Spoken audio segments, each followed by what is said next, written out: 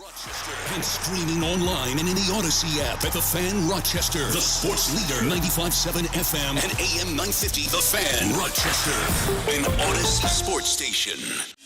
It's time to start the show and talk about the sports we saw. Inside jokes and takes from Danger and Battaglia, Bills and the Sabres and the Amherst. Who gave a microphone to these jerks? Welcome to the sports bar, that's where you are.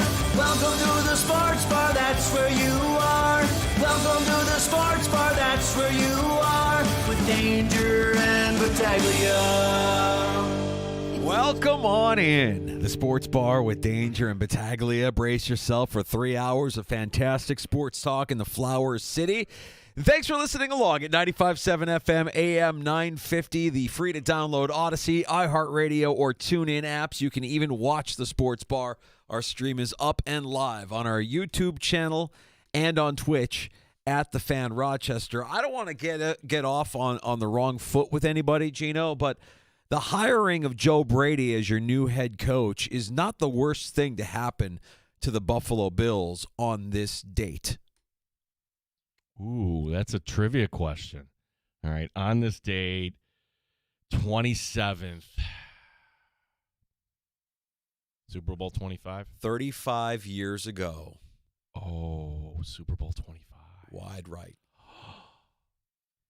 Could be worse, Bills fans. Could always be worse. Just trying to find a silver lining for those of you who are very annoyed today at the announcement that Bills offensive coordinator Joe Brady has been promoted to head coach. One of our sayings here in the Sports Bar is no one cares when you're right. In that context, let me just say what my friend Danger pointed out all along. Hey, why aren't we talking about Joe Brady? We go over the list, and Joe Brady was always kind of the afterthought question. It was almost like he's the guy, but we've got to kind of go through the process. I think everybody, it's human nature. You gravitate towards the shiny new object. You want something new that's invigorating. That's, the thing that would get you excited is the unknown, the thrill of the unknown. And when you look at the list of candidates that the Bills were talking to, there was a lot of unknowns there. Sure, Davis Webb has a relationship with Josh Allen, and maybe someday he gets a chance to be a head coach in this. It's an unknown. Grant Udinski, a giant unknown. There's a lot of unknowns that got people excited, like, hey, maybe that would work. The thing about Terry Pegula is, for as emotional as he was in his words, in the dismissal of Sean McDermott, I don't know that this was emotional. I think this was kind of the irony of all of this. The way I see it is, for as much as he protested the power play during his press conference, doesn't this all just feel like one giant power play?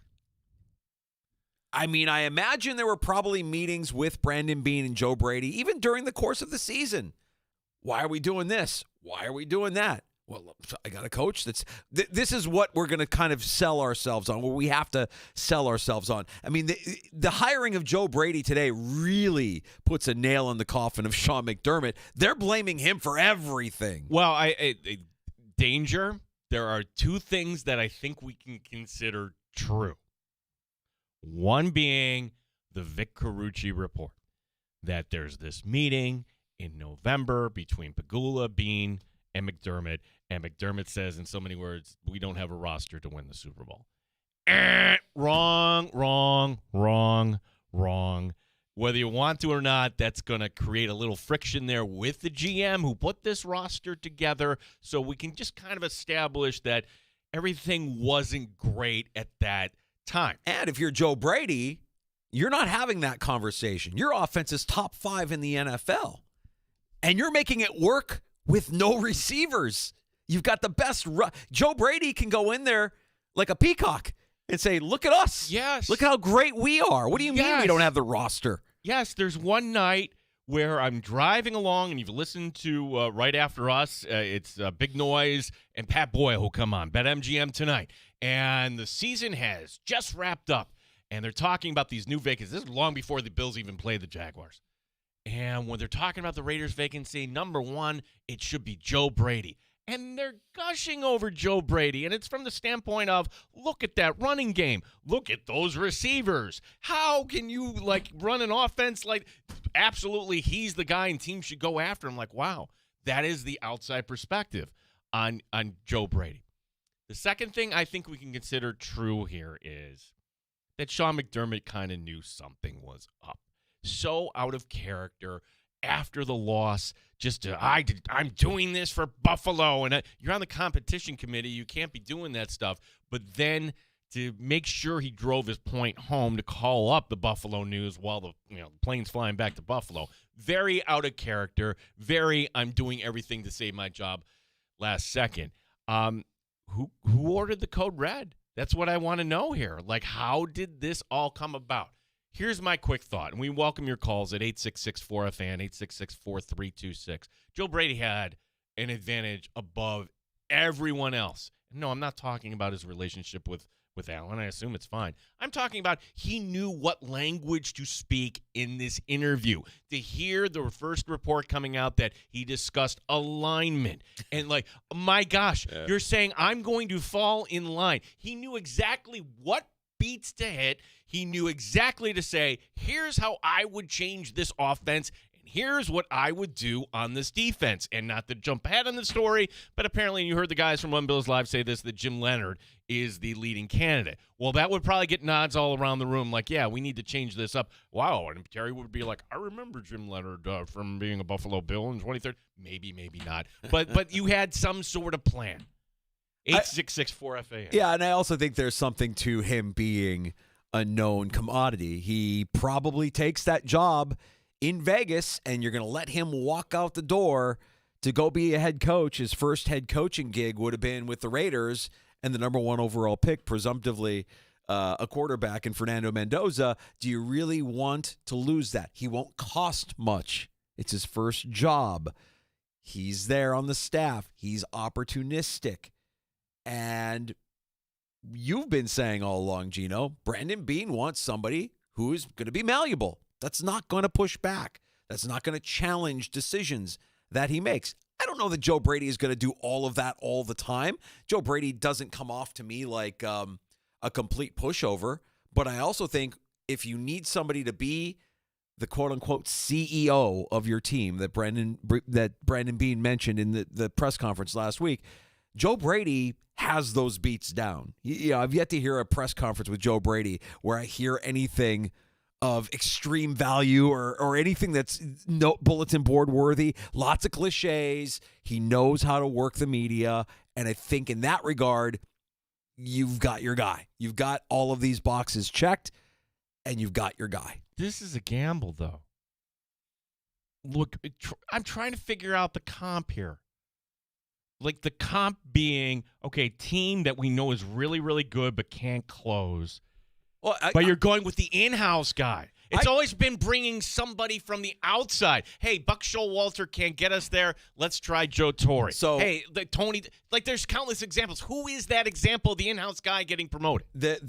I will give you a list right now of the history of NFL teams who have promoted a coordinator to head coach. Okay. Are you ready? Do it. This is not, brace yourself. This is not a pretty list. You're not giving me any hope. No. It could go badly. It could go badly, but if it goes badly, it's likely going to go badly for a short amount of time.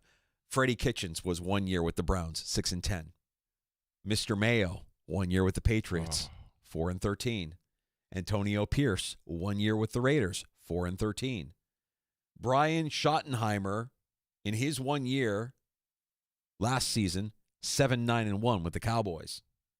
Ben McAdoo with the Giants, a year and a half, 13-15. Mike had really nice hair though. Mike Mularkey with the Titans, 2 years, about 500, 18-14. Dennis Allen, 2.5 years with the Saints, went 18-25. Dirk Cutter in Tampa, 3 years. Forget about Dirk Cutter. 19-29 with the Buccaneers.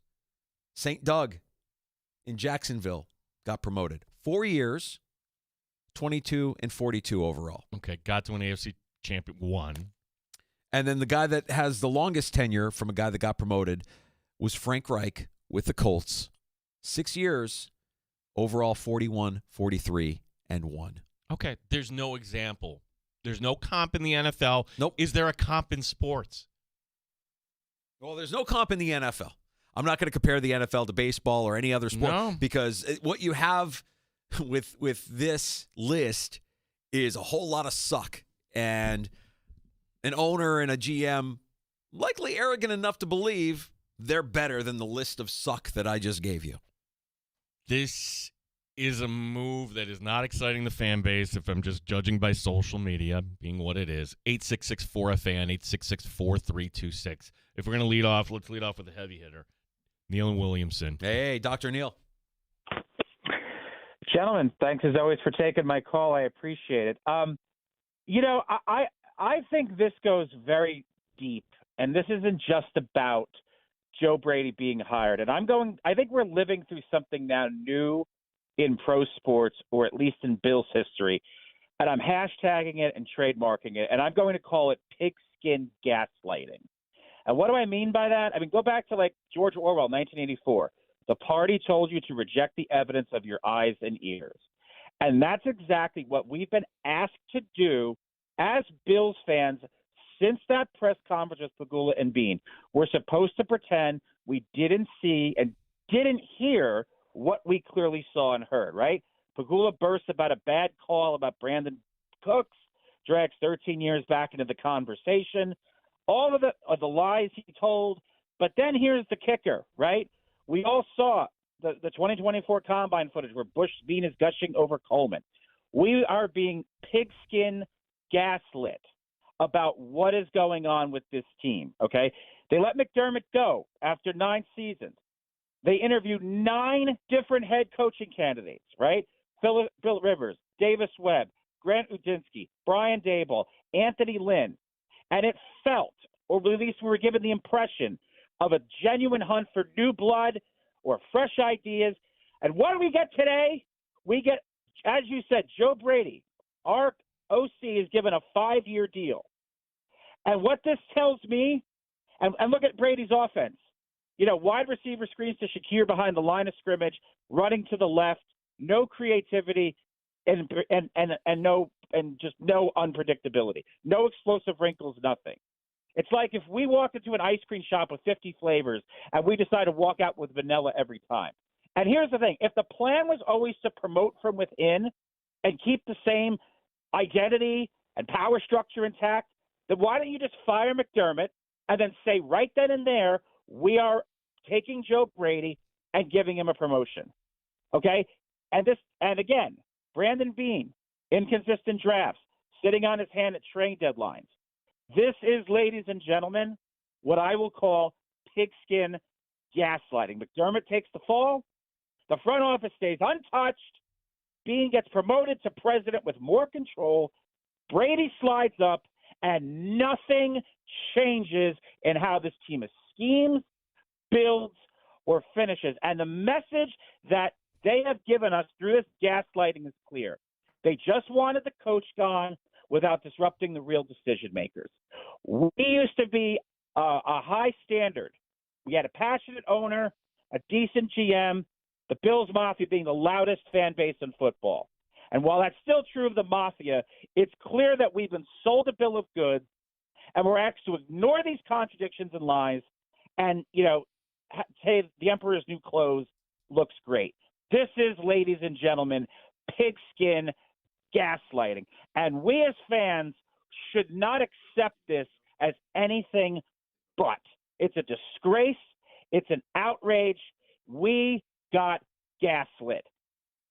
Gentlemen, thanks for taking my call. Your thoughts? Hard to argue with what you're saying. Right.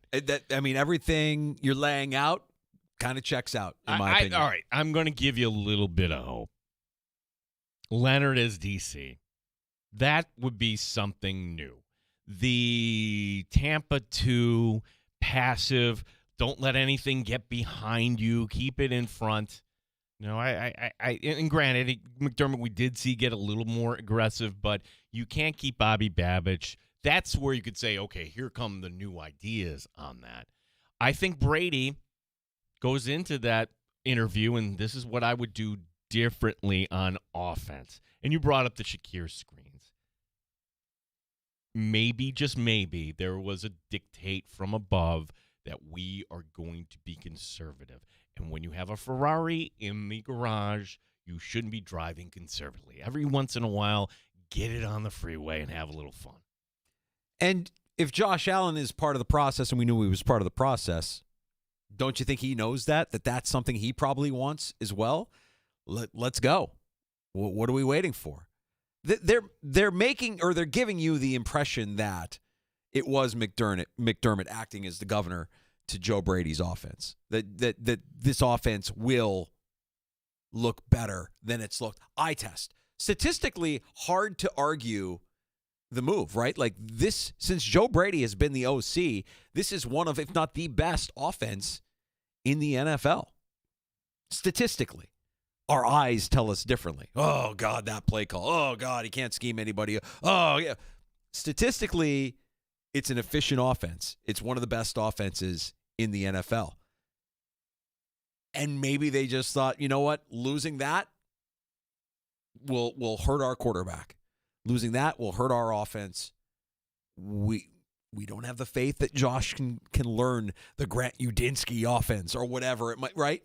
So you stay familiar and you stay with the guy. Right. If you're just weighing all the risks here, what's the risk here? Well, you're going to hear from the fan base, number one.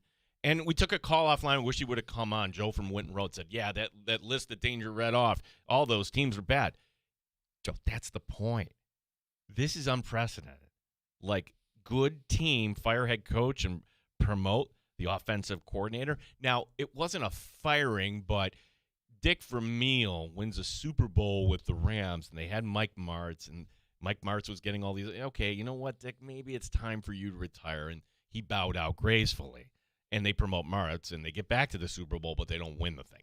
I'm trying to come up with a comp where the offensive coordinator all of a sudden becomes that head coach. No, I want to give Brady a little bit of credit because he is kind of the young guy that everybody wants. You know, when he was with 36? LSU, everybody was like, he's the next guy. Remember when they won the national championship, how much praise they heaped on Joe Brady? I mean, he had Joe Burrow. He had the best offensive roster ever in college football. When Ken Dorsey was farting around, it was an easy decision for McDermott. Like, you know what? We have Joe Brady. Joe, you're the next guy up. So maybe, again, I'm trying to glass half full this thing for you guys because I know how many people are just so disheartened by this move. And I'll go back to what I said at the beginning. For all the talk and the protesting last week of power plays, and if you're a power play guy, you're gone. No. If you're a power play guy, you get promoted. And that's all this has been. In the way I see it as an outsider, it just all feels like one giant power play. Terry just got caught up in the emotion. Was there a plan? Yeah, the plan was, If he's done, I want in. And you're right. He probably killed the interview because he knew who he was dealing with, and he knew what to say. Knew what beats to hit. And how to say it. Yep. And he, for what it's worth, probably did great in Vegas. Had a second interview with Vegas, and that could have been it too, right? Hey, Vegas is offering me the job. Before I say yes, how'd that interview go? What do you guys think? Yeah, like I get the text alert last night. Schleal House interview complete. It's like 10:30 at night. I'm like, okay, you know what? We're burning the midnight oil. I don't think Adam Schefter just pulls things out of midair. No danger. Like for him to say that all the jobs would be filled midweek, and you and I are like, huh? Why wouldn't you wait for Kubiak? What's going on? Right. Take your time. You're the Bills here. Yeah, now a team may be forced to have to wait for Kubiak, right? If the Raiders were thinking all along, Brady's our guy, now what do? You're probably forced to have to get that second interview. I believe because they interviewed him prior, Correct. they can have their second interview with him this week, and then they can't hire him until after the Super Bowl. But it would feel like that's the direction, right? That they would have to go. We have word out of Cleveland that Jim Schwartz is kind of like sliding into that role. Nothing official yet, but it feels more and more evident that that's going to be the move in Cleveland. And the Cardinals remain interesting. I think they had their second interview with LaFleur. So they're filling out quick, but I wonder how much of a gun was put to the head of Pegula and Bean by Joe Brady. I'm leaving. I've got a gig. I'm going to go. What's it going to take? This draft is going to feel a lot different. And then when you look back here at how Bean and McDermott came in, it's McDermott who drafts Deion Dawkins and Matt Milano, Zay Jones, and Bean comes in after. Because of that dynamic, Danger, because McDermott, and by trading down and getting Tre'Davious White in the first year, and you have an extra first-round pick, McDermott can come in with a cachet and really have a voice coming in to the draft. I don't think Joe Brady has much of a voice here. Like, you can be part of the evaluation process. This draft will be firmly on Bean, everything firmly on. He's emboldened. He's empowered. Don't forget about the owner. Don't forget about the owner. He might not say that he's involved. I think he's involved. He's very involved. He's involved. And it's funny, one of our favorites, RJ Ochoa from Blogging the Boys, he put something out earlier when this was announced, from his experience with Dallas. With Schottenheimer, right. Right. Jerry moving off of Mike McCarthy only to promote Brian Schottenheimer. And what NFL team would be so silly to do it just a year later? Let's not forget how influential Jerry Jones is on Terry Pegula. Terry's involved. Jerry Jones, master salesman, once called Pegula Elvis. In the world of energy, that guy is Elvis. I can't wait to meet him. My gosh. Talking about buttering somebody up. That's good. When you here's a pop quiz for everybody. When you completed your PSL sale, who did you do it with? What Bills employee? The answer, no, it wasn't a Bills employee. It was an employee from Jerry Jones's company. Does that seem twisted that you're bringing in an outside company to take care of this stuff? Whatever it's called, Legends. Yeah, that's the influence of Jerry Jones. And maybe Terry Pegula just kind of looks up to him in that way. You can reach out to us at 866-4FAN. You can also reach out on social media, everywhere you follow us, at The Fan Rochester, including Elon's Twitter. That's X, Matthew McGrain. The hiring of Joe Brady is fine. I'm just glad Phillip Rivers finally learned to pull out. Hi-oh! Matthew, never tweet again. Never. No. Thank you. Didn't need to do that. How about this? Andy writing in. This is about Neil. I love this caller yelling at the top of his lungs in his thick Rochester accent. Yes. This is pigskin gaslighting. Yes. Pigskin gaslighting. That's right. Yeah. He's great. Love Neil. Love the passion. Want more of it. 866-4FAN. Let's set it up. Matthew Fairburn, stopping by at 4:05. That would not be correct. Matt Perino is stopping by. Why did I say Matthew Fairburn? Because you love the Sabres. You are excited about tonight's game against Isn't Toronto. everybody? Is there a football team in Buffalo? I didn't even know. We're a hockey town, right? Matt Perino, because he's doing his pod, like everybody's doing their emergency pod right now, right? Yeah, You got to get it done, so we had to push Perino back. I think everybody's going to be fine with that because, look, how did this all go down? I want our insider to give us kind of some scoop, and Matt will do that. 4:05 today. Mike Leone, Rochester Americans head coach, at about 4:25. He's also a Rochester resident, Mike Leone. That's going to be the ongoing joke. I'm not tired of that yet. Yeah, no, if you missed it, Devin Levi is a Rochester resident. Well, I went to speak with some folks around Rochester to see what they're up to during this winter storm, and it's clear this weather is making its presence known in homes and on the roads. Stay home, enjoy your time with your family. Stay safe, stay warm. Devin Levi, Rochester resident. Well, we'll break the ice with Michael Leone. A couple of big games coming up here Wednesday night and Friday night. Hershey in town, and Gino and I live from Blue Cross Arena before the Bears Amerks tilt on Friday. On Friday, yeah. So if you're going to the game, we'll be in the atrium right above as you're in the corridor there. So stop by and say hello coming up Friday night. First to 2 against the Hershey Bears coming up tomorrow night. And then Friday being the night we'll be out there. 866-4FAN is our number, 866-4326.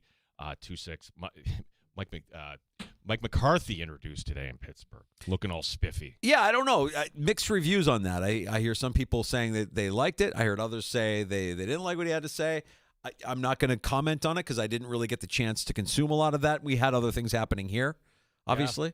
That was distracting me, but we'll get into that as well. And again, plenty of your calls on the way here on the Fan Rochester. And real quick, today the Jets got around to firing their offensive coordinator.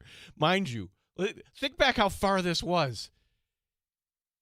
The last game at Highmark, right? The Bills and the Jets, and that's when the season ends for the Jets. That feels like 5 lifetimes ago. And they just today got rid of their OC. Just today. And the speculation is because the owner somehow has a beat on Frank Reich to become the offensive coordinator. Okay. So, all right. Hey, if you can get them, good for you, New York. Solve all your problems, and you have your interim head coach in waiting for when you decide you want to move off of Aaron Glenn after 3 weeks of the regular season. The table is set. We're going to take a quick break, come back with more of your calls. Join us at 585-866-4FAN. You're listening to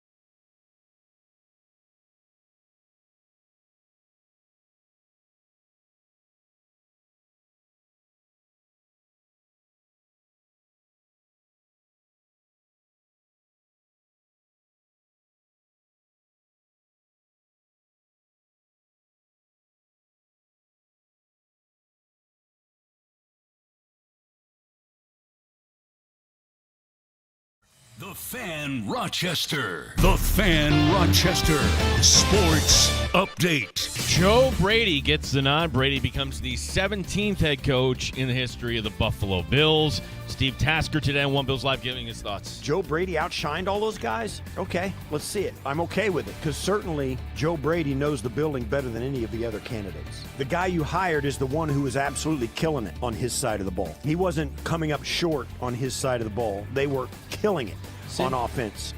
Adam Schefter reporting that Broncos defensive pass game coordinator Jim Leonard is a leading candidate to become the next defensive coordinator in Buffalo. Buffalo Sabres tonight. They're red hot. They're taking on the Leafs in Toronto. Our coverage will begin at 7 o'clock. Emmerich are home Wednesday and Friday against the Hershey Bears. We'll talk to head coach Mike Leone in the 4 o'clock hour.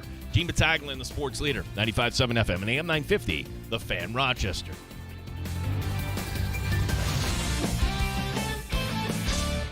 Top Shelf Sports Talk. You're hanging out in the sports bar with Danger and Battaglia on the sports leader, 95.7 FM and AM 950, The Fan, Rochester.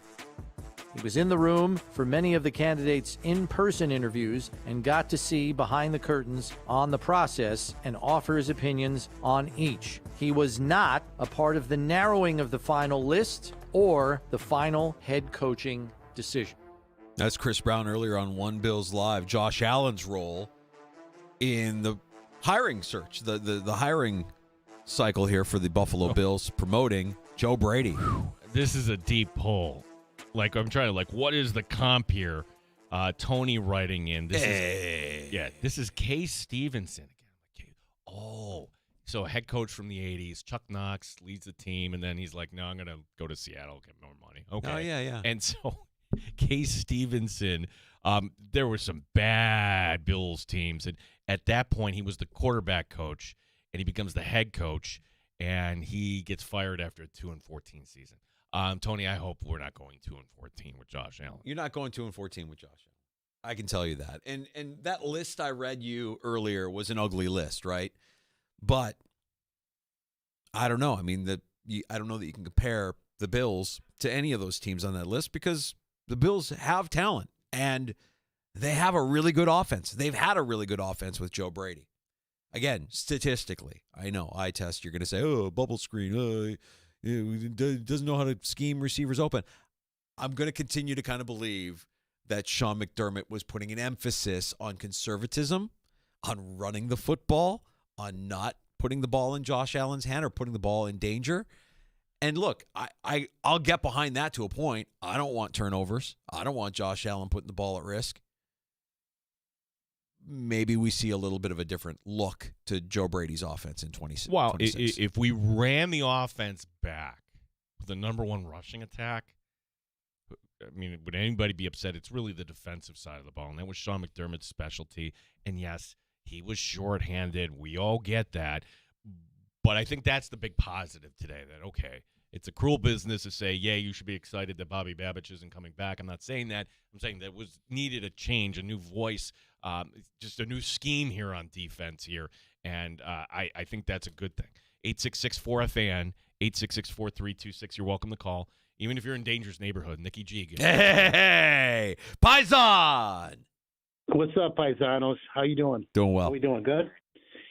So I was going to call last week after McDermott got fired, but I was in Punta Cana, so I had better things to do. Ooh. But you know, as we talked about Danger, McDermott was going down the path of Marvin Lewis, Jim Mora, and Marty Schottenheimer. So I didn't have a problem with the change.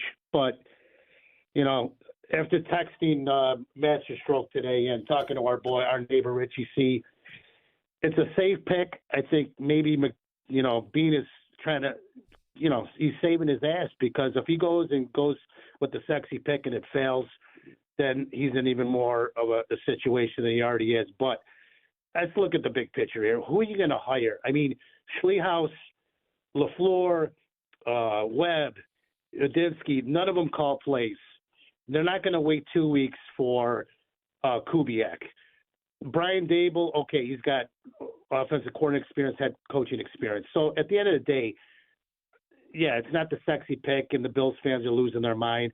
But at the end of the day, Brady, I mean, 2 years in a row they've had a top 5 offense. Granted, everybody hates their little wide receiver screen, but like you said earlier, how do you know how much his hands were tied calling the offense with McDermott? And on top of it, he didn't have a number 1 receiver. So I guess we just got to sit back and wait and see what happens. But, I'm fine with it. We'll see where it goes. To me, it's all about who they're going to hire as a defensive coordinator. That's where my issue is. 7 straight years we've lost in the playoffs because of our defense. So let's get ourselves a really good defensive coordinator, make some trades, make some whatever we can do to – I don't know we have much cap space, but I guess we just got to be optimistic. That's all we can do right now, Yeah. Look, people can say that it's the defense that's lost, but this playoff game, Nicky, to the Broncos, did Josh Allen have the ball in his hands with a chance to win the game? Yes. Year before that, Kansas City, 3 minutes to go. Did Josh Allen have the? Yes. Cincinnati, yes. How about the divisional loss to Chiefs? Yes. Yes. I'm not saying, with Josh Allen, you got to blame him when he's not doing what he's supposed to. When he makes mistakes, you got to be all over. But we've averaged 30 points a game in the playoffs, and we've lost. So, I mean, part of it's the defense. It's not all the defense, but they got to find I don't know. We'll see what happens, but get a good defensive coordinator here and see what happens from there. But, Appreciate it, Nicky G. We're Bills fans. We got to be optimistic. We got no choice. Mud on. Hey! Motto! Of course he had to walk off with that. Because he's Italian. 866. I was in Punta Cana. I couldn't call into the show because I'm Italian. That's my guy, Nicky G. Just picture him lying on the beach. Nope. Don't want that picture. Nope. I don't need that picture. No, thank you. No. Just looking at his phone like, oh, wow, they fired McDermott. Huh.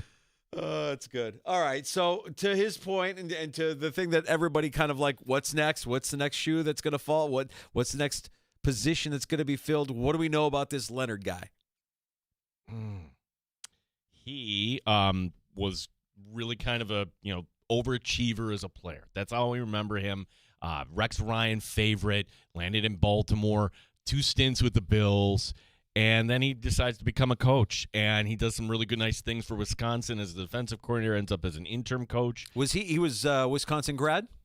Yes. So was he drafted by the Bills, or was he? I guess it doesn't even matter coming out here. He was undrafted. So he makes the team in 2005 as an undrafted rookie. So, and that was right. Yeah, that 2005, 2004, that was those teams with Bledsoe, they were okay. So, like, he played a part. Look, you look at that Denver defense, and yes, they have some talent. But you know what? 2 years ago, they were horrible, historically horrible. So he had a hand in kind of rebuilding that. I'm just happy it's not Steve Wilkes.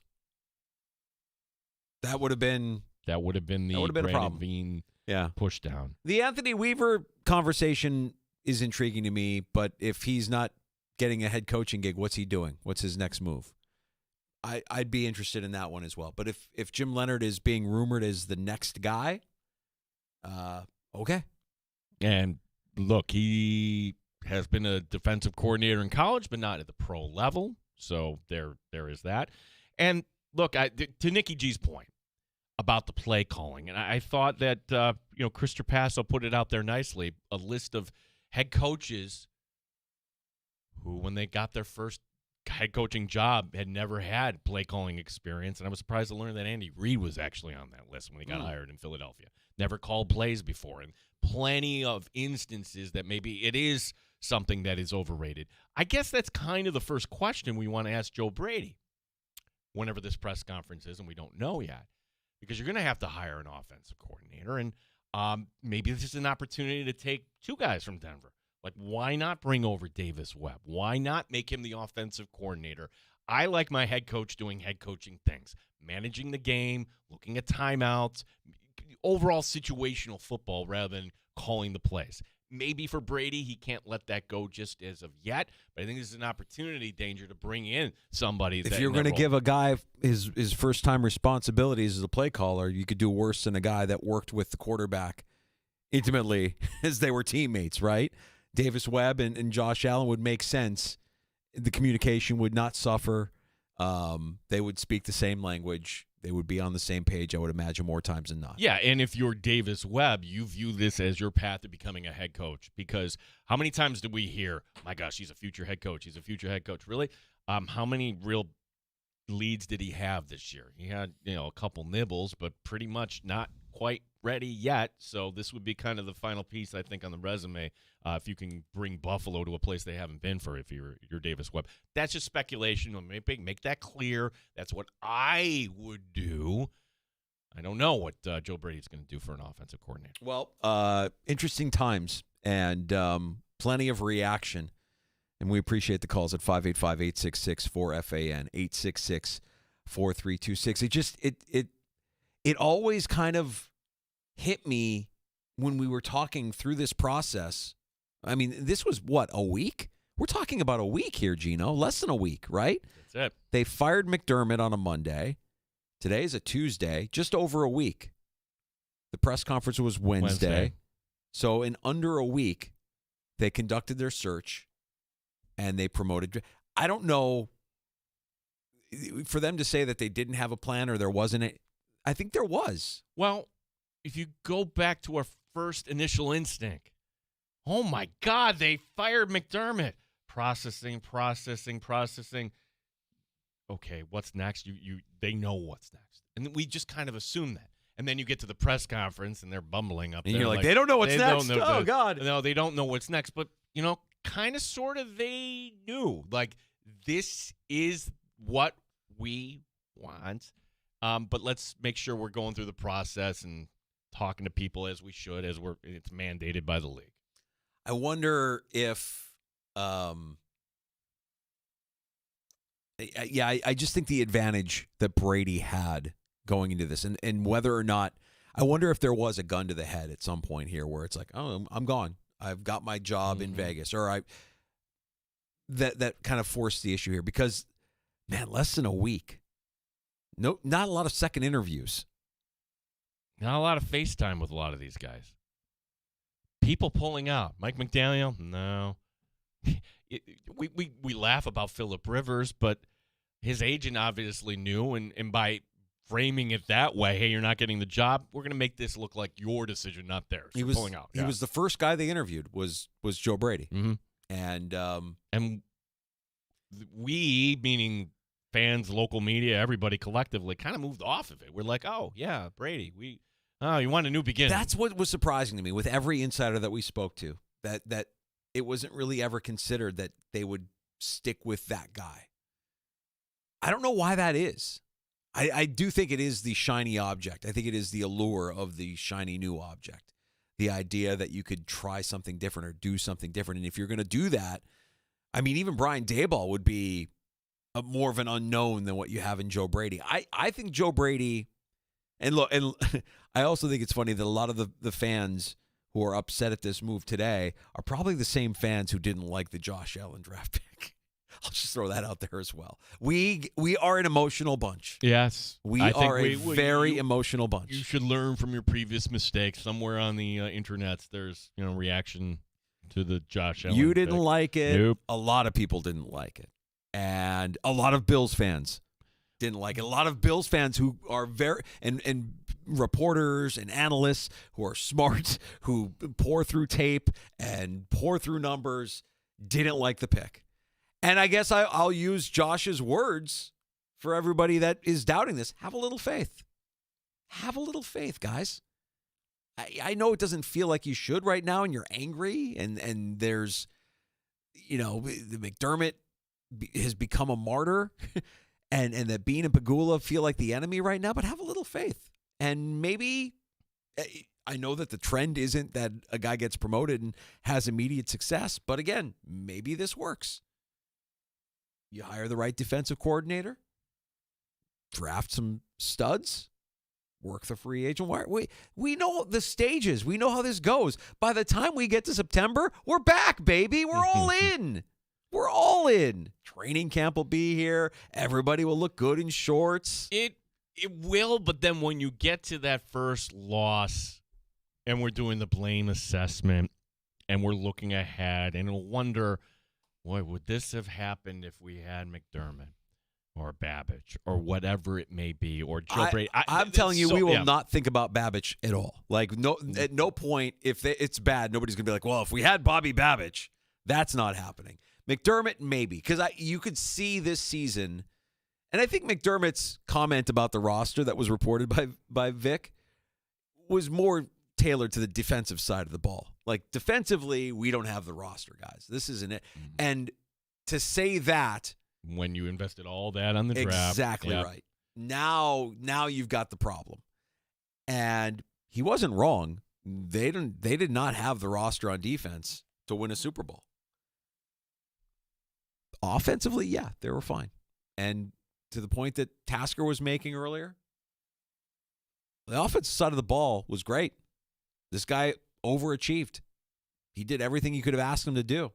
Probably more so. He probably did have the coach telling him, conservative, protect the football, watch what he throws downfield, don't get cute, right? All of the things. I think, you remember the Baltimore play when they got beat by Baltimore last season? Not last season, 2 seasons ago now. And it turned the game, like they had momentum and they tried to get cute, and then Baltimore, was a turnover and Baltimore just ran away with it. I remember that play and I thought to myself, yeah, I wonder how much Joe Brady wants to get cute and get creative with some of those plays, knowing you have a Josh Allen. The play that worked this year was the hook and ladder, right? Every time they needed it. 3 times. Every time they needed it. 3 times. It worked. Every time they needed it, he could dial it up and it worked. Now you could say that's not creative. He used it 3 times, but it worked. I don't know. I mean, I guess, again, let's have a little faith. Let's see. But this was a power play all around. I mean, 100%. There's a soap opera, kind of narrative behind the scenes of how this all happened. You mean to tell me that Brandon Beane got so defensive for no reason?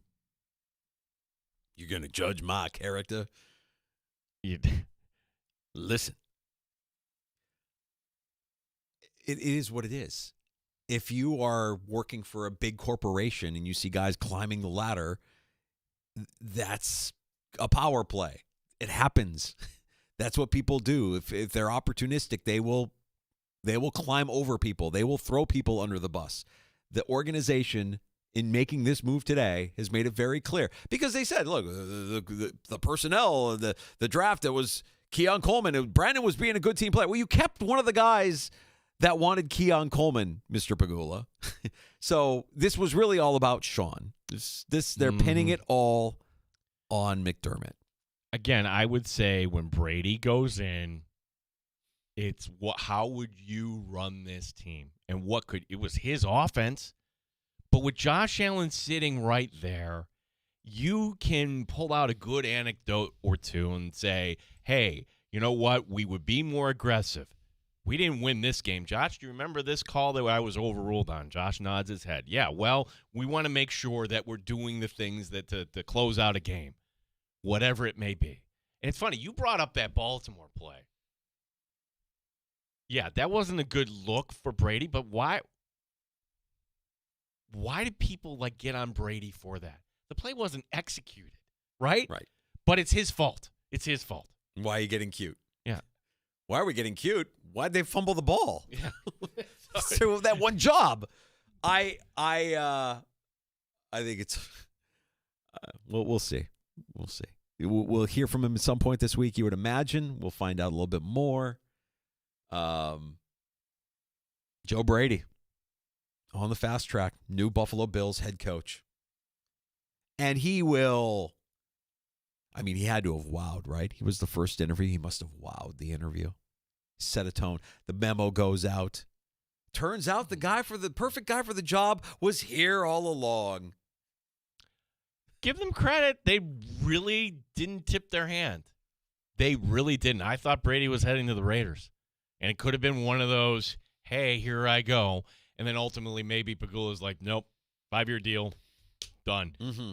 How do we go from Schleel House completing his interview at 10:30 last night to, I don't know how many hours later, 13 hours later, we're going to announce a new head coach? Because the guy that was perfect for the job was here all along. And he had an unfair advantage. He knew exactly what to say, how to say it. He knew the inner workings. He knows the players. The players being Bean, Pagula, Josh. Good for him. He played the game. This was a power play. Absolutely a power play. We'll talk more about it. Matt Perino covers the team for the Syracuse Post-Standard. He'll be joining us in the 4 o'clock hour. We'll also check in with Amerks head coach Mike Leone. Hershey coming to town Wednesday night, Friday night at Blue Cross Arena. Gino and I live at the atrium there at Blue Cross Arena before the game on Friday. Looking forward to seeing you at the barn for Amerks Bears Friday night as well. We'll get a state of the team from Mike Leone coming up here at 4:25, and we still have plenty of time for your phone calls. 585-866-4FAN, 866-4326.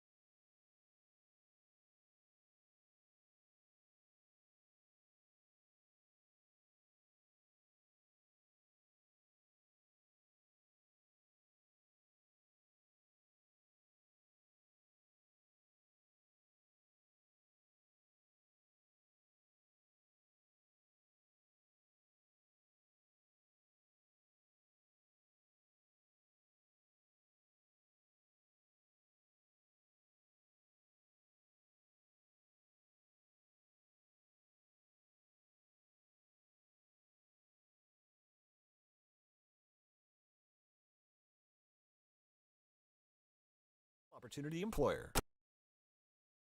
WBEE HD2 and W239BF Rochester. The sports leader. 95.7 FM and AM 950. The Fan Rochester. An Odyssey sports station. The Fan Rochester.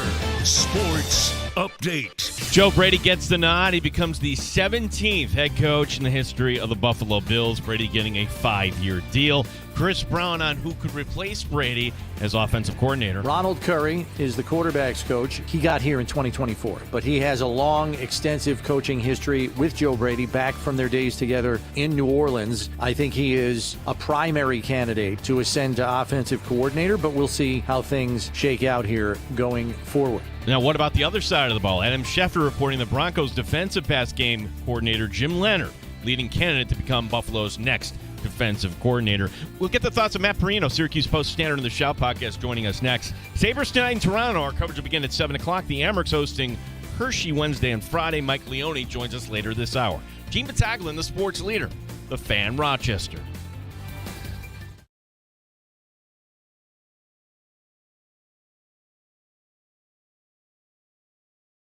Inside jokes and takes from Danger and Battaglia, Bills and the Sabres and the Amerks. Who gave a microphone to these jerks? Welcome to the sports bar, that's where you are.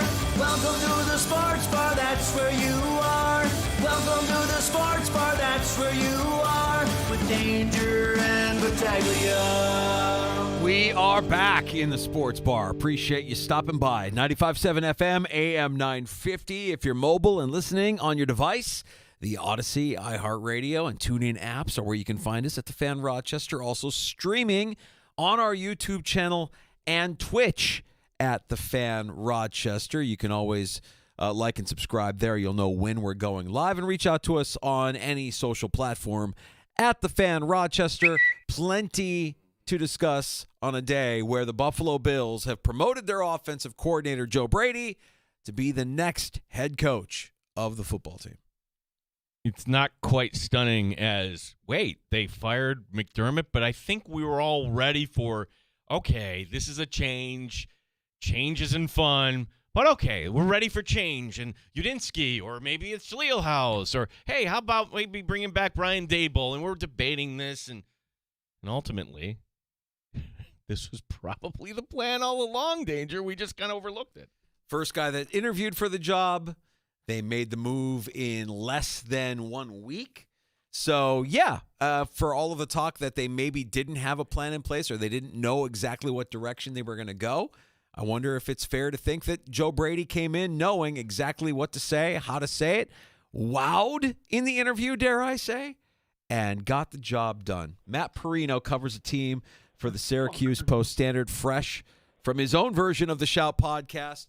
Buddy, thanks for joining us. It's a historic day. The Buffalo Bills have a new head coach. How surprised were you that it ended up being Joe Brady?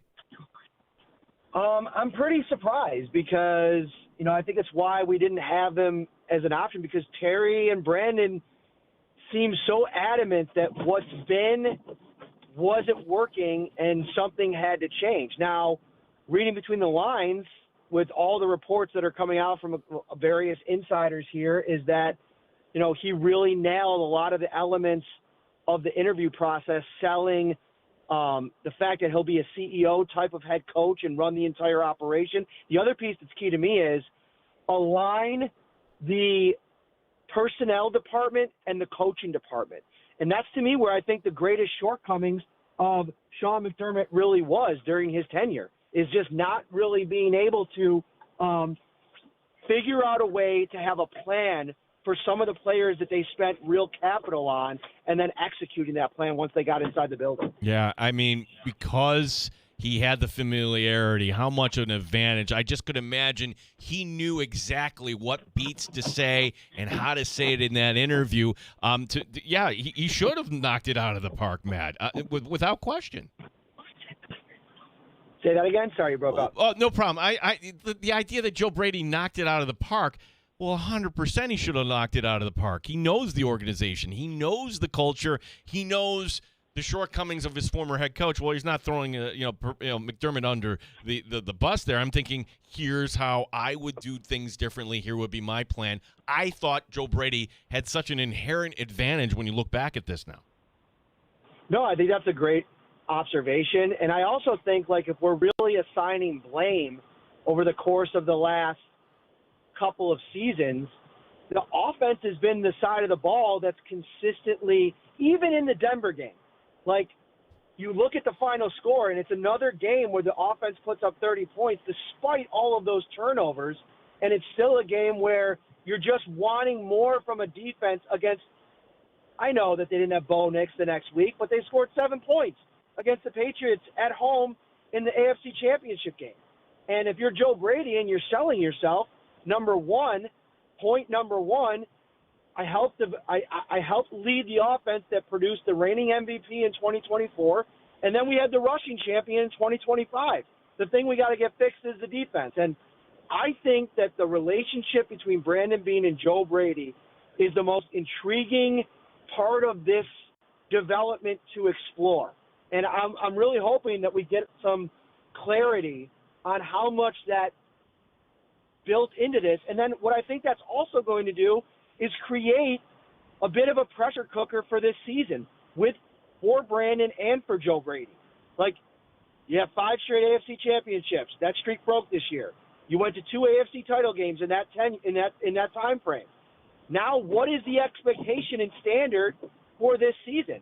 It's got to be to get to the Super Bowl, no? And if that doesn't happen, what are the ramifications of that? You know, for all of the protesting of power plays at the press conference last week by Terry Pegula and by Brandon Beane, all of this certainly feels like it was a power play, which makes it all a little ironic, Matt. A power play from Brady? Yeah, and Beane. I mean, Terry says he doesn't like those. So, yeah. I mean, take that for what you will. You know, you also have to wonder about Josh Allen's role in all of this. The timeline of all of it and how the process has played out, and the fact that we really haven't heard from Josh yet. He was sitting in the interviews. He reportedly only was sitting in and gave his thoughts, but wasn't necessarily involved in the final decision. There's just so many pieces to the puzzle trying to put all this together. It's going to be an interesting couple of weeks here as we lead towards the Combine and whenever we get a chance to talk to everybody again. Yeah, Matt Perino, Syracuse Post-Standard Shout podcast, and we don't know, correct me if I'm wrong, when that Brady presser will be. I would hope it's later this week, if not early next. But Matt, so many questions, and you brought up the CEO element to this, and if that is Brady is going to be truly the CEO, I mean, would you want him calling plays as the head coach? Or if not, who should be the offensive coordinator? Is this an opportunity to bring in somebody from the outside? And what are your thoughts about revamping the defense with this initial report from Adam Schefter that the Bills are zeroing in on Broncos defensive pass game coordinator Jim Leonhard? I love the Leonhard idea. To me, that would be the corresponding move that would make me a little bit more excited about the decision if I were a Bills fan. I think Leonhard is the kind of aggressive defensive play caller that has the experience of calling a defense at Wisconsin, then bringing what he's learned under Vance Joseph in Denver over the last 2 seasons to potentially make for a really exciting defense with some of the staples that are in place that you could maybe build around a little bit. That'll be interesting. This draft is going to be, I know Bills fans probably would hate to see it, but with Leonhard's finger on the pulse of what he needs, I think this could be another defensive-heavy draft on deck. Now, offensive coordinator is interesting because if you are going to be the CEO, if you're Joe Brady, do you want to call the plays, or do you want to try to go get one of these exciting young rising stars? Schleelhaus from the Rams is from the McVay tree.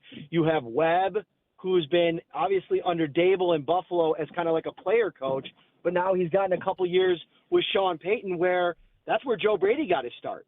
So maybe that's the connection with a Davis Webb to sell him on coming in here and getting a chance to call the offense. And if it doesn't work out, maybe Joe Brady can always take the play calling back. But that's definitely an option that they can go with.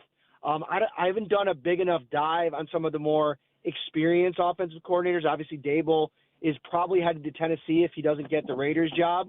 So I think that's going to be a really important hire, and learning from Brady how he's going to handle this thing is the next big step too.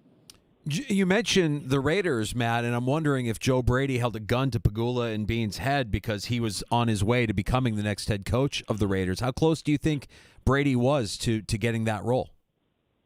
I think he was definitely a finalist, and from conversations I've had, he was very, very much liked during the Baltimore Ravens search. So you're talking about what would probably be the equivalent kind of caliber job as the Bills in this cycle, the Ravens job opening up with Lamar Jackson, and Brady was somebody that they were really excited about there before they ultimately landed on Jesse Minter. So I think there's a fan post going around. I just mentioned it on my podcast that I thought was really a smart way to look at this, and maybe a little bit of a scope into the Bills' thinking. Like, you go back to Atlanta, back when they went to the Super Bowl, and Dan Quinn was the head coach and Kyle Shanahan was the offensive coordinator, and they lose the biggest game.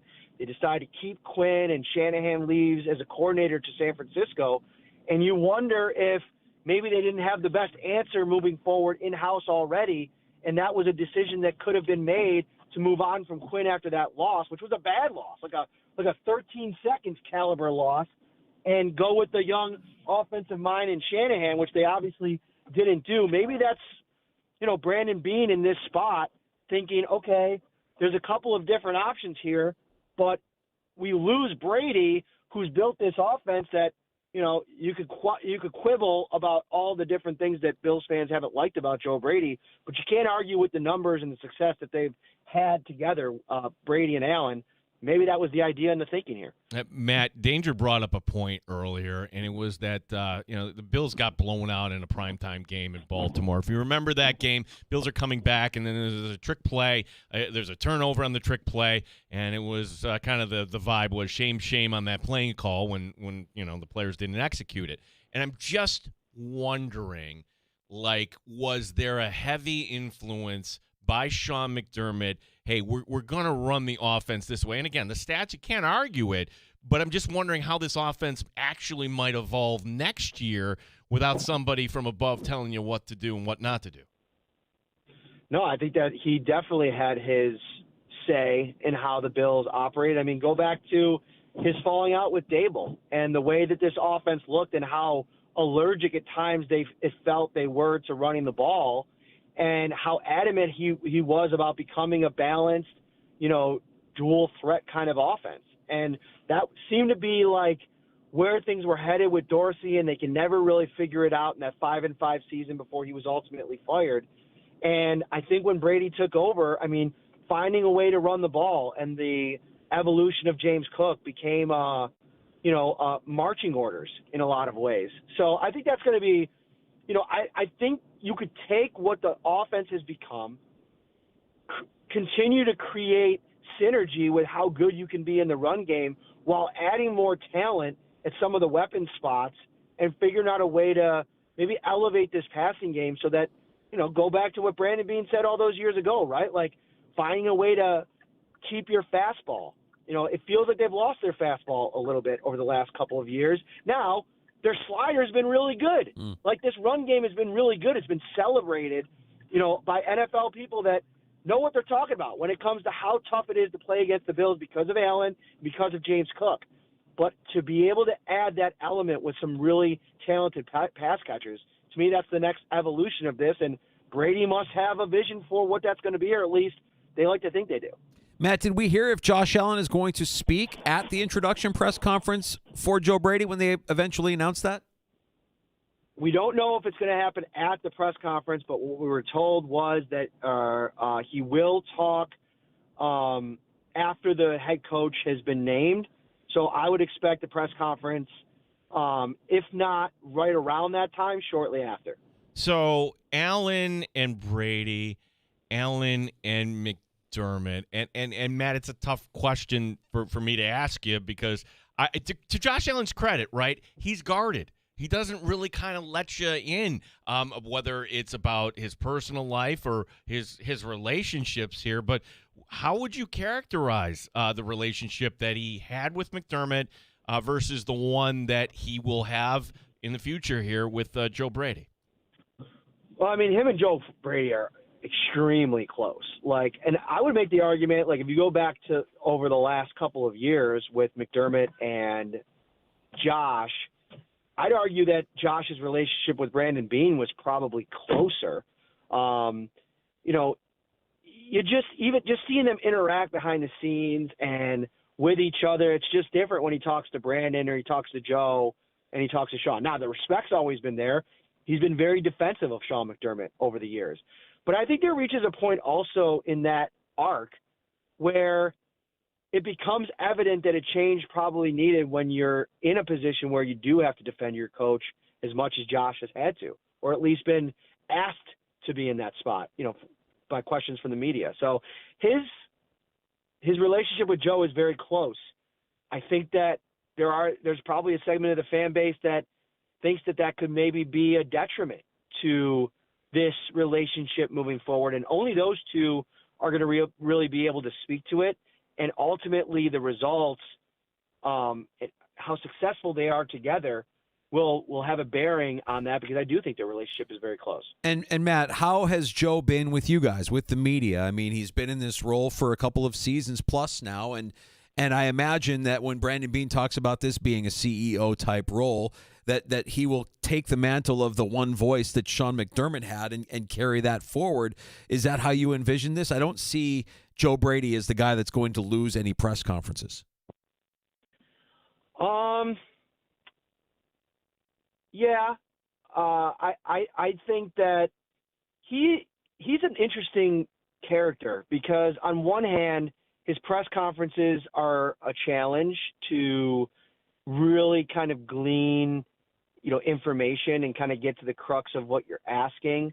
But you also have to wonder, was that a Joe Brady thing, or was that a directive of the head coach? Because I think all three offensive coordinators under Sean McDermott were very similar in that way.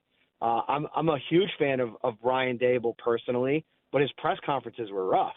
And conversations about the team it's just different when you're in the head coach seat and you're answering for the entire operation. And so I think we'll learn a lot about that over the next couple of months, and it'll be different, I would imagine, from when he was a head coach. Matt, or offensive coordinator. Busy day for you. Tell us about the pod that just kind of dropped and what might be coming up here in this week. Yeah, a ton to get to. Obviously, it's going to be on the watch for the staff being built out. I mentioned that, there's some interesting candidates out there. I don't know what ends up happening with Jim Schwartz. He ends up staying in Cleveland, or obviously Raheem Morris to me is still one of the top defensive coordinator candidates. But if this is true and they're down the line with Jim Leonard, I think that Bills fans are going to be really excited about that hire.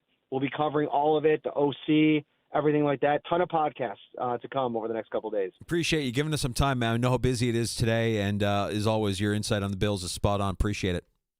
Thanks, guys. Take care. Matt Perino, covering the Bills for the Syracuse Post. You can read his work at syracuse.com and also hear his work on the Shout podcast. Yeah, as I was putting this out here, and okay, what is the comp to this? Meaning head coach, let go, and assistant promoted, and all of a sudden that's it, snap. And you went through the whole list, and really in the NFL it's unprecedented, but this would be the hopeful one, and want to credit Scott for pointing this out. Thank you, Scott.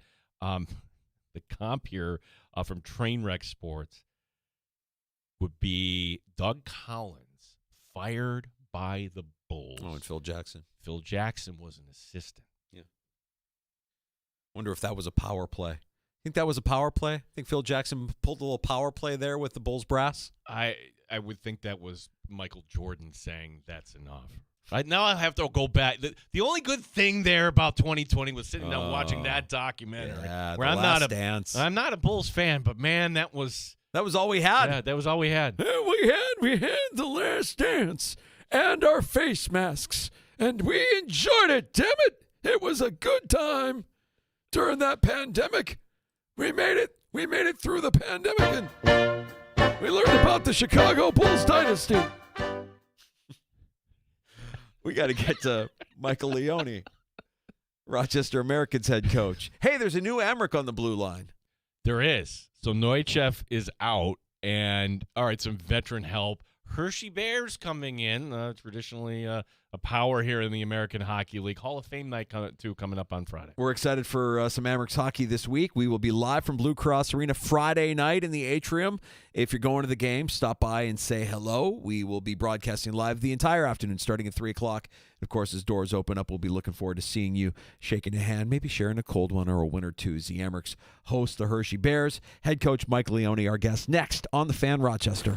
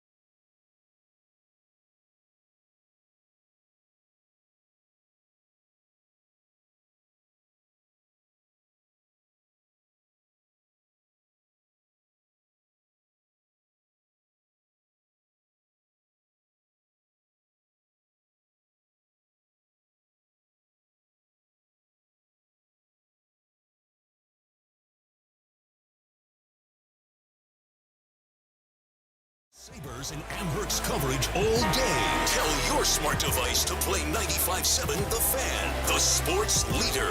The Fan, Rochester. The Fan, Rochester. Sports update. Joe Brady gets the nod. He becomes the 17th head coach in Buffalo Bills history. Brady getting a 5-year deal. Steve Tasker on One Bills Live giving his thoughts. Joe Brady outshined all those guys? Okay, let's see it. I'm okay with it because certainly Joe Brady knows the building better than any of the other candidates. The guy you hired is the one who was absolutely killing it on his side of the ball. He wasn't coming up short on his side of the ball. They were killing it on offense.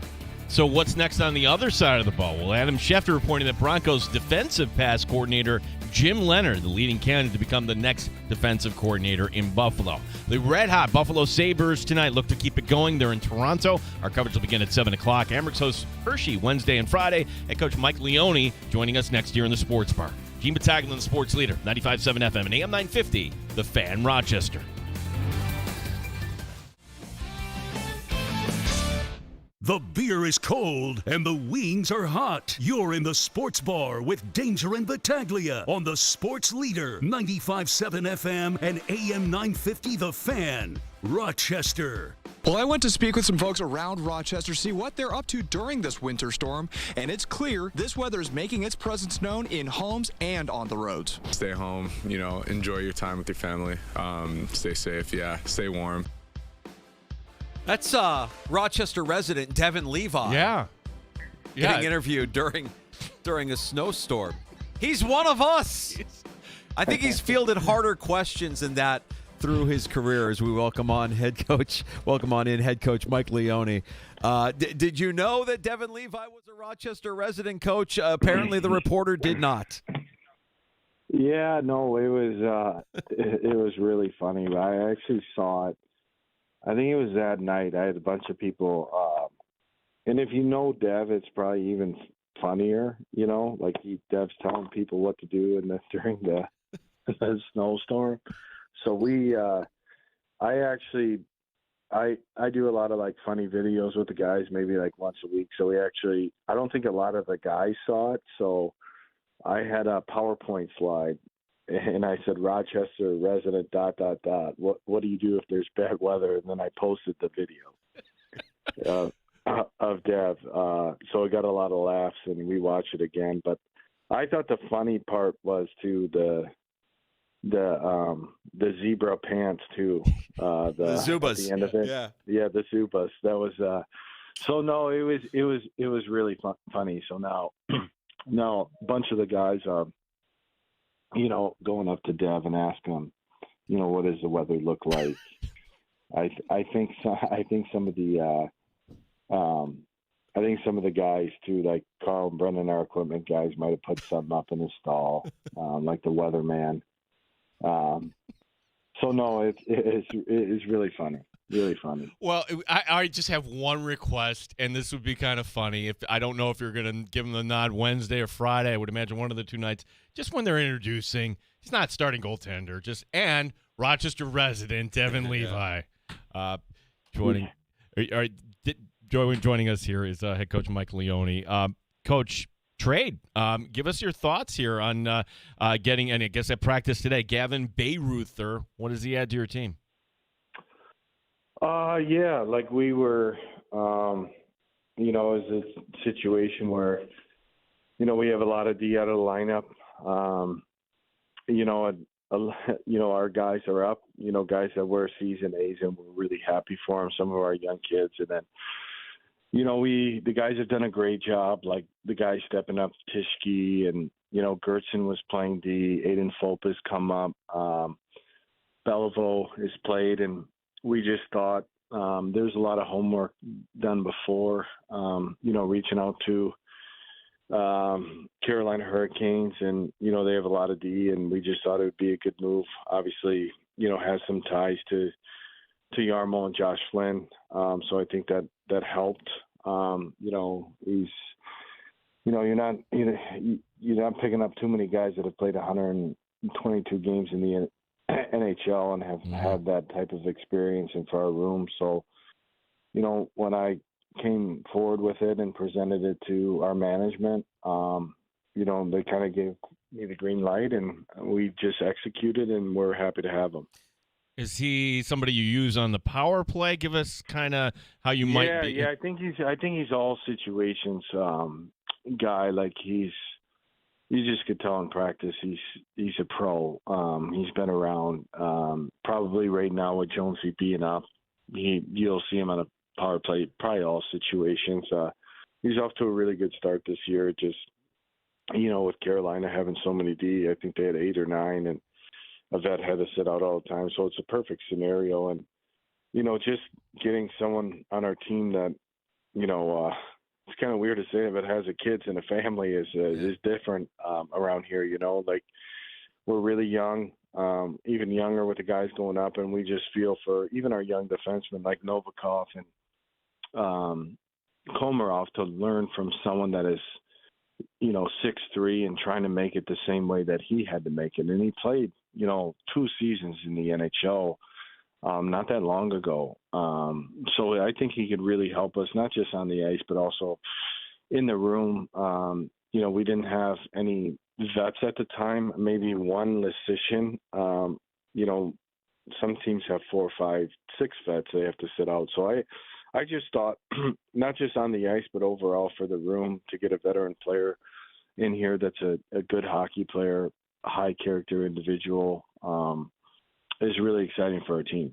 Mike, I when I saw the news of the trade, I wanted to make sure we were prepared for our conversation today. So I Googled Gavin Bayreuther, and the first video that comes up when you Google this guy's name is him throwing down and defending a teammate who got hit from behind. And I saw that, and I'm like, oh, yeah, this is absolutely this is a guy. Right, I did my homework. Yeah, so this is a guy that I think you can also talk about what he can bring to the table as far as not just being a good teammate, and that's being somebody that'll defend his guys, back up his guys, and really kind of have a heart and soul for this blue line as well. I think that was something really important as well when you look at to get bigger on the back end, to add some more physicality. Is he going to do that all the time? But he's definitely willing, really strong, can kill plays. And it's just an area where, as a group and organization, I thought we could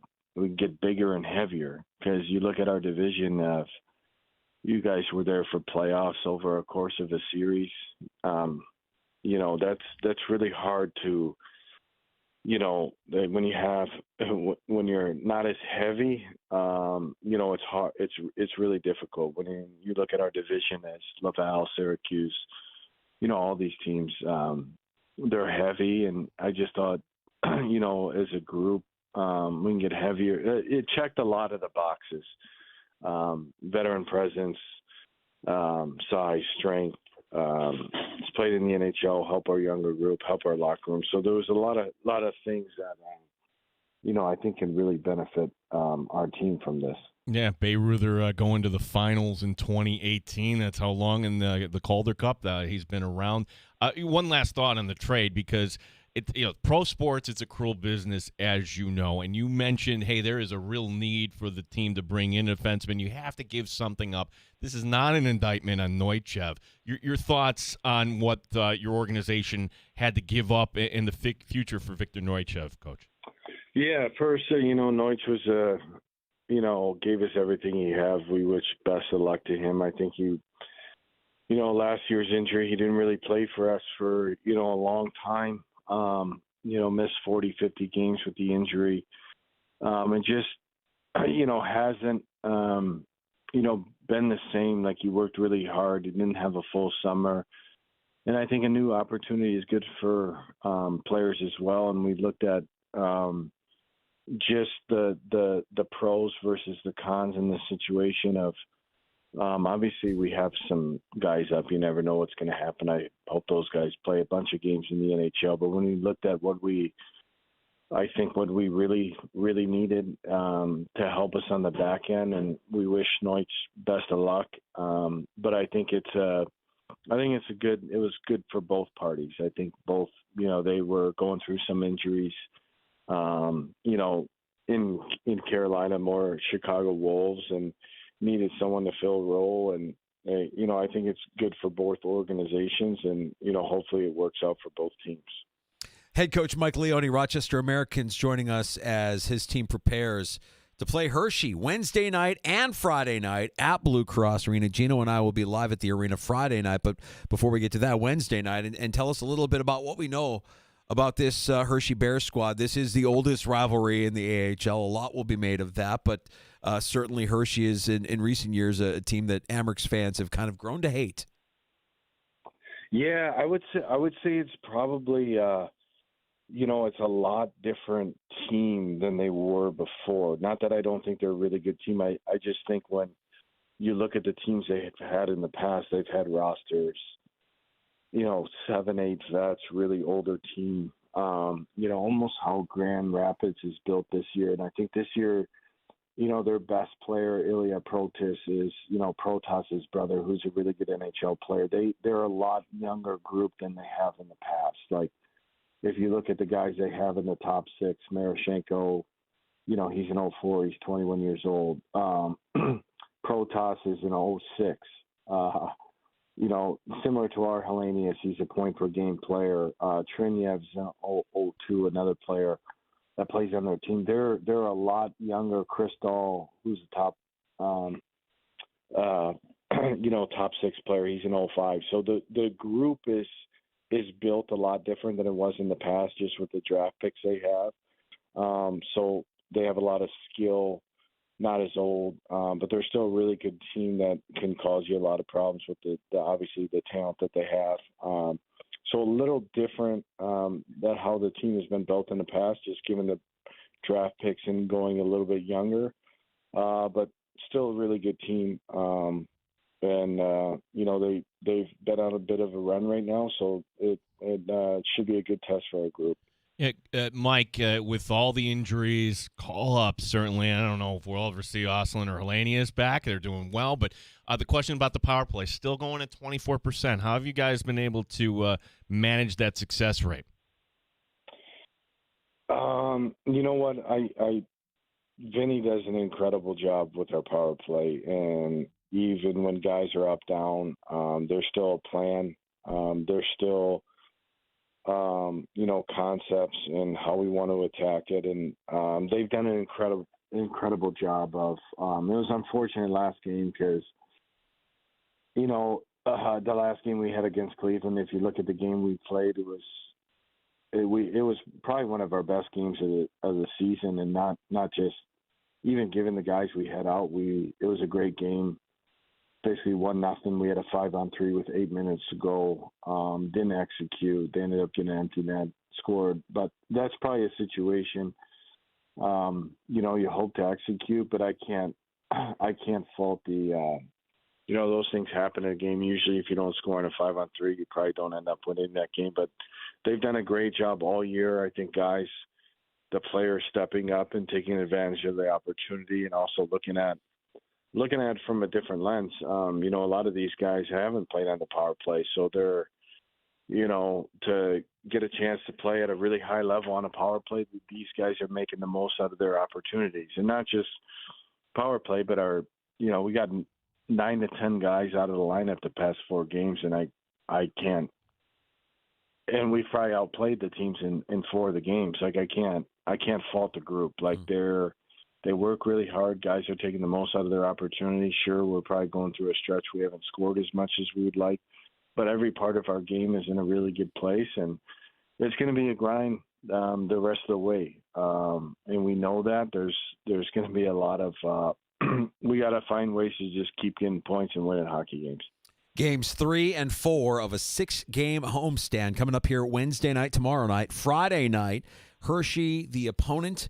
Rochester Americans head coach Michael Leone, always good with this time and joining us here in the sports bar. We'll see you around the barn on Friday. What do you say, Coach? You guys didn't say anything about the new coach.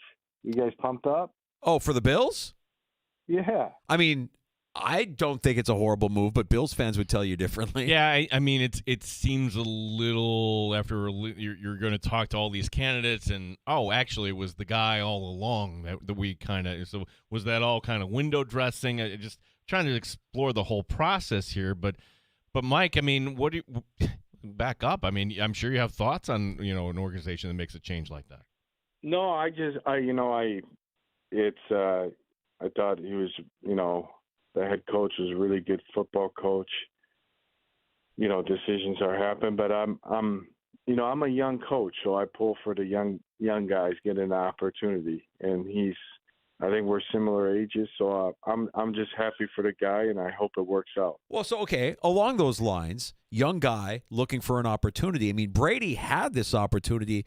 You could have hired a younger guy who has never called plays. You had a couple of candidates come in here. Was that just window dressing? Do you think that's just them going through the motions of interviewing and learning more about some of these young guys? I think my perspective, I think it's, and I have no idea. I just watch the games, but I think it had to be, in just my perspective, someone that was close to Josh, that had a relationship with him. That's just my, guy that's been there that he trusts.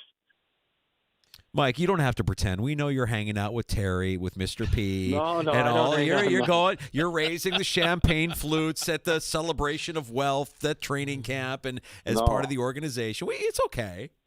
No, I just thought it had to be someone that was, it was not that I look at when Tom Brady was always with, he always had Josh McDaniels, and not that Bill Belichick ever left, but, that was his guy for all those years and all the Super Bowls. And, I just think with that position now and the scrutiny it is to play that position in the NFL, that you got to have someone that you're really, really tied in with. But how about Sam Darnold? He's a gamer. Oh, listen, you can appreciate this. You're a Lions fan. I'm a Bears fan. I mean, I'm sitting here pointing and laughing at Minnesota because you had a guy who got you 14 wins and decided, we're going to let him walk. Stupid. I was always a big, pretty cool story, top, who would ever thought he would have been the first quarterback in that draft class to go to the Super Bowl. Mike, we're superstitious here on our show, so we're coming out Friday doing our show right in the atrium, but we can't talk to you. Those are the rules of our show. We'll talk to Pacer on Friday.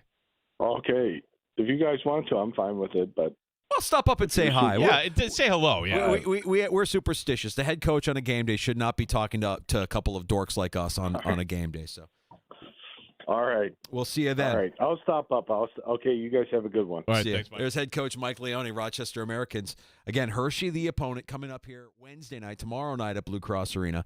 And then they stay in town for a tilt on Friday night. Gino and I will be live from Blue Cross Arena starting at 3 o'clock. Yeah, and we're trying to work something out. So Pacer probably be stopping by. Andrew Mossbrook, Don Stevens, of course. Keep our fingers crossed. We might get a really cool guest also stopping by the sports bar on Friday. A familiar name. Yeah. Mm-hmm. I like that. But it's Hall of Fame night. Mm-hmm. That's kind of a cool night. We planned this a long time ago thinking, all right, if the Bills don't reach the Super Bowl, this would be perfect. Okay, they didn't reach the Super Bowl. Never thinking they'd fire the head coach. Well, if there is a press conference on Friday, don't worry, we'll cover it, even if we're at Blue Cross Arena. But selfishly, we're saying, come on, give us a press conference on Thursday. So I'm trying to figure out. I'm thinking maybe Thursday because the Steelers announce on Saturday, 2 business days. Okay, then you have the McCarthy introduction today. And that's a guy coming from the outside in. You have a guy already in place here. So less coaching, less prepping maybe for Joe Brady before the introductory press conference. It could be as simple danger as, all right, tonight, Jessica's playing. I'm Terry Pagula. I don't want to get on a flight right now. We'll wait till tomorrow. We'll wait till the end of the week. Really, it's like, does Terry want to come back up and be in this weather here? Yeah, right. We will take a break here. We'll come back. We have time for your calls. 866-4FAN, a historic day for the Buffalo Bills as they name Joe Brady their new head coach. Love to get your reaction. We'll talk about it for the rest of the show here at 866-4326.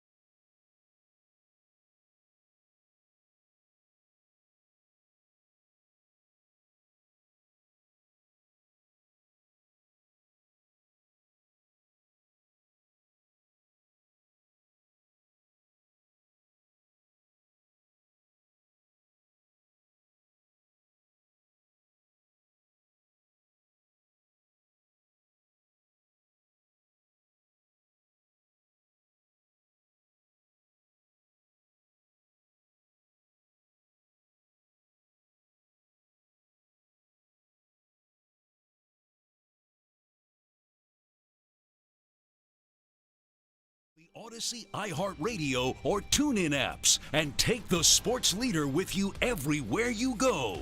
I think they believed, okay, you're telling us that change was necessary. I get the sense from fans that they didn't believe hiring Joe Brady as head coach would represent enough change that the brass felt was necessary. Let's wait and see, because maybe Joe Brady does have enough change planned going forward that led them to this decision. So I'm just going to say breathe for a second and see what the coaching staff looks like. And while your head coach may not seem like a dramatic change from what it's been, the coaching staff may change that opinion.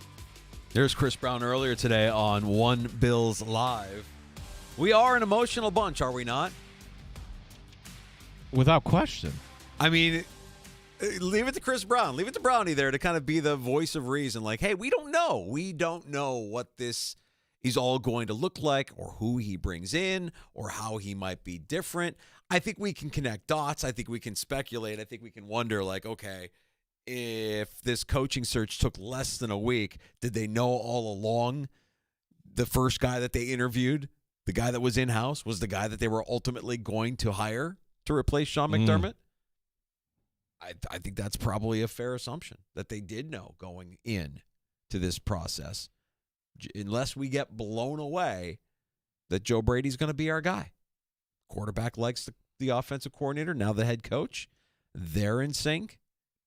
Now can you build a staff? And he's not doing it alone. This will be Brandon Beane as well. He's going to be bringing in the coaches. He's going to be bringing in the coordinators.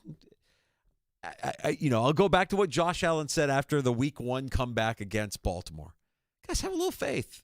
It's Josh Allen still. You really, I think, for the amount of displeasure that I've seen, and honestly, like all along, I was wondering, why aren't we talking more about Joe Brady? Why aren't we talking more about the guy that is there, the guy that has the relationship, the guy that has called plays? Well, I think there's one thing that in our conversation with Matt Perino and hearing some of the insiders, that when it came to personnel, there might have been a little friction between McDermott and Beane. And probably goes back to year one where McDermott runs this great draft and here comes Beane, but they have their differences. Now you could talk about aligning the personnel that the GM goes out and signs and drafts, and you don't have to worry about how the coach might not be using it. So I'm sure that there's been guys that Beane has brought in that haven't kind of delivered. That's where that might be kind of an improvement that Brady is going, if he's smart, will figure it out. Okay, how do I make sure that... Or develop. I mean, like, I see a Greg Rousseau, and I think to myself, that guy's a specimen. He looks like the kind of edge rusher that should command double-digit sacks year in and year out. Yet we don't have that. We don't see that. We've paid him. Well, is that because he's not living to his potential, or they're asking him to do some things in the run game? I don't know. Right. But if you change things up now, and the defense is the problem, right? Right. So that's the exciting part. The exciting part being, all right, completely new scheme here. We're led to believe that Babbage is not going to be coming back. You have the report from Adam Schefter that Jim Leonard, who, Danger, he's an up-and-comer too. It's just that side of the ball we really don't pay attention to.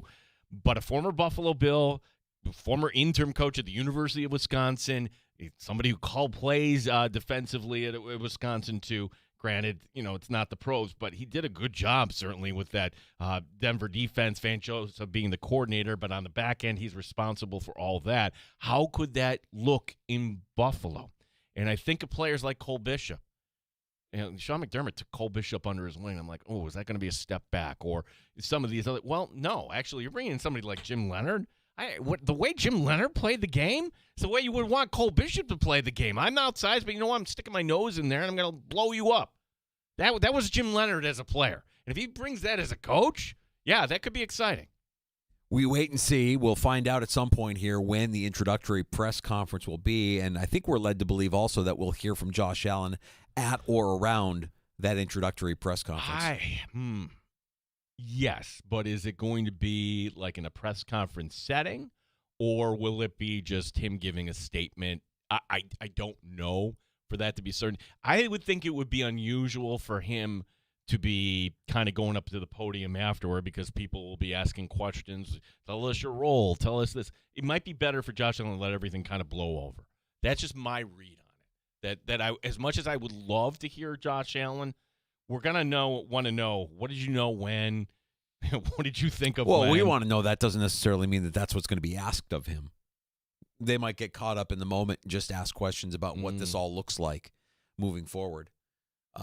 And you know, Josh Allen is good enough in front of a room full of media honks to say the right thing. Yeah. I don't really worry about what what he's going to say or how he's going to say it, but I do want to hear from him. You want to get this fan base enthusiastic. You have the endorsement from Allen, but you haven't heard him say, this is the guy I thought would be great for us. This is exciting. You hear Josh Allen enthusiastic, maybe more fans get enthusiastic about this move as well. And I think ultimately that was a big part of it, the idea that there was a familiarity there. The idea that the offense, since he took over, is one of, if not the best offense in the NFL statistically. I know, eye test. It doesn't look right. Can't scheme receivers open. All of that. We hear it. We see it. But the results are there.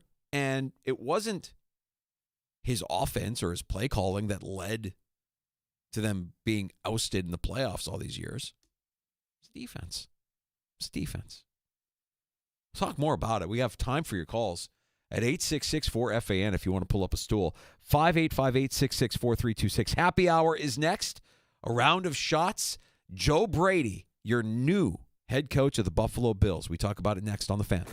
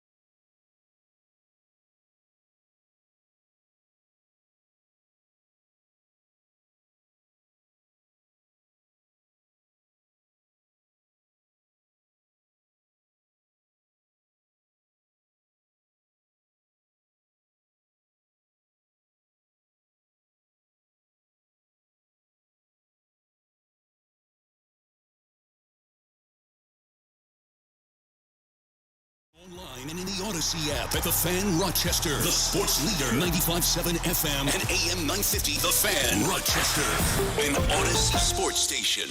The Fan Rochester Sports Update. Welcome to the Joe Brady era for the Buffalo Bills. Brady becoming the 17th head coach in the history of the franchise. It's a 5-year deal. We just learned that his introductory press conference will be at noon on Thursday. Chris Brown on who could replace Brady as offensive coordinator. Ronald Curry is the quarterback's coach. He got here in 2024, but he has a long, extensive coaching history with Joe Brady back from their days together in New Orleans. I think he is a primary candidate to ascend to offensive coordinator, but we'll see how things shake out here going forward. Adam Schefter reporting the Broncos' defensive pass coordinator Jim Leonard is the leading candidate to become the Bills' next defensive coordinator. Sabres tonight. They're on a roll. They're in Toronto. Our coverage will begin at 7. Ameryk's home tomorrow night and Friday against Hershey. Gene Battaglia, the sports leader, the Fan Rochester. It's time to start the show and talk about the sports we saw. Inside jokes and takes from Danger and Battaglia. Bills and the Sabres and the Amerks. Who gave a microphone to these jerks? Welcome to the sports bar, that's where you are. Welcome to the sports bar, that's where you are. Welcome to the sports bar, that's where you are. With Danger and Battaglia. We're back. The Sports Bar with Danger and Battaglia. Welcome to Happy Hour, and thanks for joining us at 95.7 FM, AM 950, the Odyssey, iHeartRadio, and TuneIn apps. You can get us on your smart device when you ask it to play 95.7 The Fan. We even stream the show live on Twitch and on YouTube. Find our channel, The Fan Rochester. Like and subscribe while you're there. I'm Danger. That's Battaglia. A little bit of breaking news, and you tell me how this connects to the Bills. I see a connection here. The Broncos just fired their offensive coordinator, Joe Lombardi. Okay, are we blaming the Broncos for putting up 7 with the backup quarterback and snow in the fourth quarter? Oh, No, I know what this is. Yeah, exactly. They're going to promote Davis Webb. Yep. Yeah. Yeah. You're going to lose Davis Webb, or you're going to promote Davis Webb? You're going to promote Davis Webb. Davis Webb is the guy we need to keep, so that's my read on it. Cross him off the list. Ronald Curry would not excite me as Buffalo Bills offensive coordinator, as play caller. Jim Leonard would. On the defensive side of the ball. On the defensive side, yes. Yeah. I guess the question, we'll find this out on Thursday, as we just learned that the introductory press conference will be Thursday at noon for Joe Brady. Is he calling plays? Will he continue to call plays as the head coach? If yes, then I'm okay with Curry. Okay, keep Curry. Fine. I mean, he's not the play caller. He's just the coordinator. If he's giving that up, and we assume that Webb is going to get promoted and stay in Denver, then you better bring in a play caller. You better bring in somebody that's good, right? And I think that Udinski is probably going to stay in Jacksonville rather than get a first crack at play calling with Joe Brady. I would guess. I don't know. So if it is Curry, fine. Well, the end result is this. Sean McDermott's out. And what really led to that? That's the story we really can't. I don't believe for a second that Terry Pegula walked into the locker room and saw men crying and didn't get acknowledged by Josh Allen and said, that's it. Like, at what point did people make up their mind? What does Josh Allen think about all these questions, Danger? I know we're never, ever going to learn. I mean, could it be as simple as one coordinator was really good at his job, and one side of the ball looked a certain way, and the other side of the ball did not, right? You're a defensive-minded head coach. This is your defense. I know you think the roster isn't good enough to win a Super Bowl, but it's your defense, and it's not good enough. You're out. Meanwhile, on the offensive side of the ball, since this guy took over, statistically, you're one of, if not the best offenses in the NFL. I'm listening to that. I know our eyes show us something different, but this was what was baffling to me over the course of the last less than 1 week that they were doing this coaching search is, why aren't we talking more about Joe Brady? Well, it was the thing that was in front of us all along, right? Like the it wouldn't 80s, it wasn't sexy, right? Right. It just wasn't It's sexy. the 80s rom-com. We're like, oh my gosh, the girl is actually pretty. I can't believe that. Let's hire her. Like, they knew it was Brady all along, Danger. Yeah. You're not. When we said this from day one, okay, they must know who they want. Yeah. He's Patrick Dempsey in Can't Buy Me Love. He's the nerd that's mowing lawns all summer and then all of a sudden becomes the popular kid in school and gets the hot girlfriend and the whole thing. Yeah, I just thought all along, and you could look back and be like, well, he was the first one that they interviewed. Yeah, he probably set a bar that was unreachable for any of the other candidates because he knew exactly what to say and he knew the parties involved. He knew. If he listened to our show for like 5 minutes or just kind of embraced Bill's culture, you would know, go in, talk about alignment, talk about the culture, talk about the things that you know, and when it comes to time, how could you make this better? This is the interesting part, right? How would you make the Buffalo Bills offense better? And I've got my suspicion that they use a NASCAR term.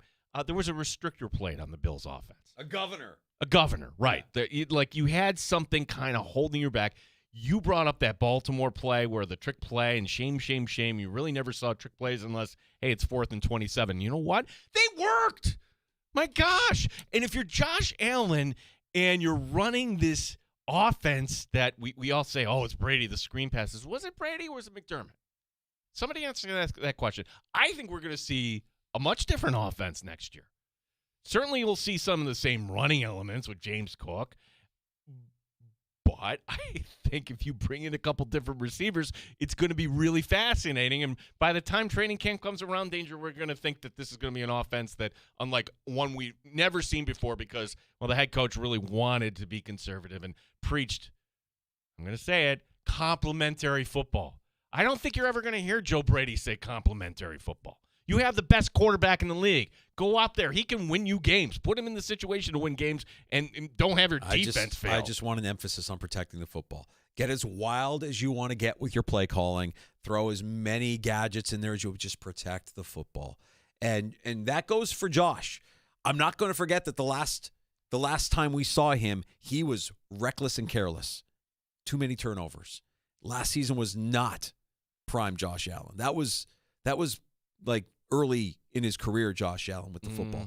We need that cleaned up. And I'm sure Brady's going to make that a point of emphasis. You got to protect the football. If you had MVP, Josh, this team is in the Super Bowl. And James Cook as well. I mean, leading fumbles will not do in 2026. You have to protect the football first and foremost. And I know that'll be a point of emphasis. What they decide to do with opening it up or letting Josh cook, I'll listen to that. The opponents in 2026, it's daunting, Gino. I mean, we don't know the schedule, but we know that they will play the Chiefs. They will play the Ravens. They drew the NFC North. They'll have the Lions, the Bears, the Packers. They have the Texans. They have the Rams. This is a tough schedule in 2026 for Joe Brady's first year. And if you want to look at history in the NFL, teams that have promoted a coordinator to head coach, in almost every case, it has not gone well. The best case scenario you could see is 6 years for Frank Reich with the Colts at 41, 43, and 1. Doug Marrone got 4 years, finished with a record of 22 and 42. Dirk Cutter got 3 years with the Bucks. Dennis Allen, 2.5 years with the Saints, both with losing records. Mularkey had 2 seasons with the Titans and at least finished over 500 at 18 and 14. This could be problematic. Now, what I'll say about all of these coaches, and Brian Schottenheimer is still a work in progress in Dallas. He fits the criteria. None of these guys had a quarterback like Josh Allen. Okay, so if you put that in reverse and we're doing a show right now in, say, Tampa, after that lackluster season and that coach, like, oh, my gosh, we should have promoted Liam Cohen. How many times do they say that down there? Right. We don't say that about Joe Brady here. And how much of that was a McDermott influence? I'm trying to put a positive spin on this because my vibe is Bills fans are like, That's all there is. Or Dave Canellis, for that matter, if you're talking about Tampa, right? Like he was there. Yeah. They won. I mean, they kind of fell backwards into the division, but they won the division. He beat the team that he was the OC for. Interesting times. 866-4FAN, 866-4326. Brad in Rochester. Hey, Brad. I think one thing they will say if the Bills are actually going to be a different team or not is what Bean does in free agency. Does he go and get that receiver? Does he spend the money? Does he spend draft capital and get a difference maker on offense or a difference maker on defense? Or is he going to claim the purse strings are too tight and he can't spend the money? That'll be a huge thing that you'll see this offseason as soon as free agency opens up. The draft will tell you a lot of what they really are going to do. I mean, those are the two things that I look forward to is seeing, okay, who are they picking up? Who's the free agents that they pick up? Who do they not pick up that's available on their own team right now? It's huge of what's going to be happening. Yeah, let's start with the own team. Thanks, Brad. It's funny. Like, we haven't even gone down. We mentioned, okay, McGovern and Edwards, but you don't have the offensive line coach. So is there a different philosophy on the inside?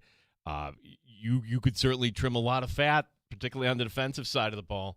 And will Brandon Beane go all in on somebody big, whether that's a wide receiver, defensive playmaker? I'll tell you this. When Brandon Beane, you hear from him again, he will try to lower your expectations as a Bills fan, as he always does, reminding you of the cap, reminding you, I don't see. All right, so I want to push back on that a little bit because there are teams with quarterbacks who will have a bigger cap hit than Josh Allen will have in 2026.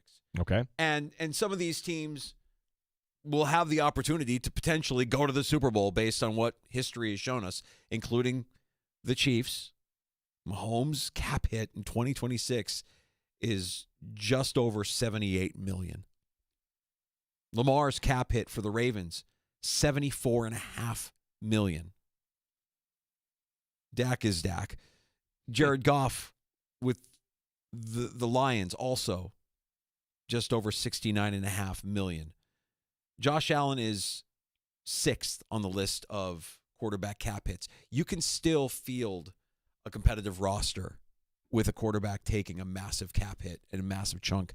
I don't like that excuse. That's not going to fly with me. I'm not listening to that if that is the excuse. If we hear that, I don't know that we will hear that again. Maybe you'll have Josh Allen. Well, the cap is a real thing, Danger. The cap is a real thing you might hear, and the cap is a real thing. Be better at managing it. Don't use your quarterback as a scapegoat. You want to win, you need a quarterback. You got to pay the quarterback. You have your quarterback.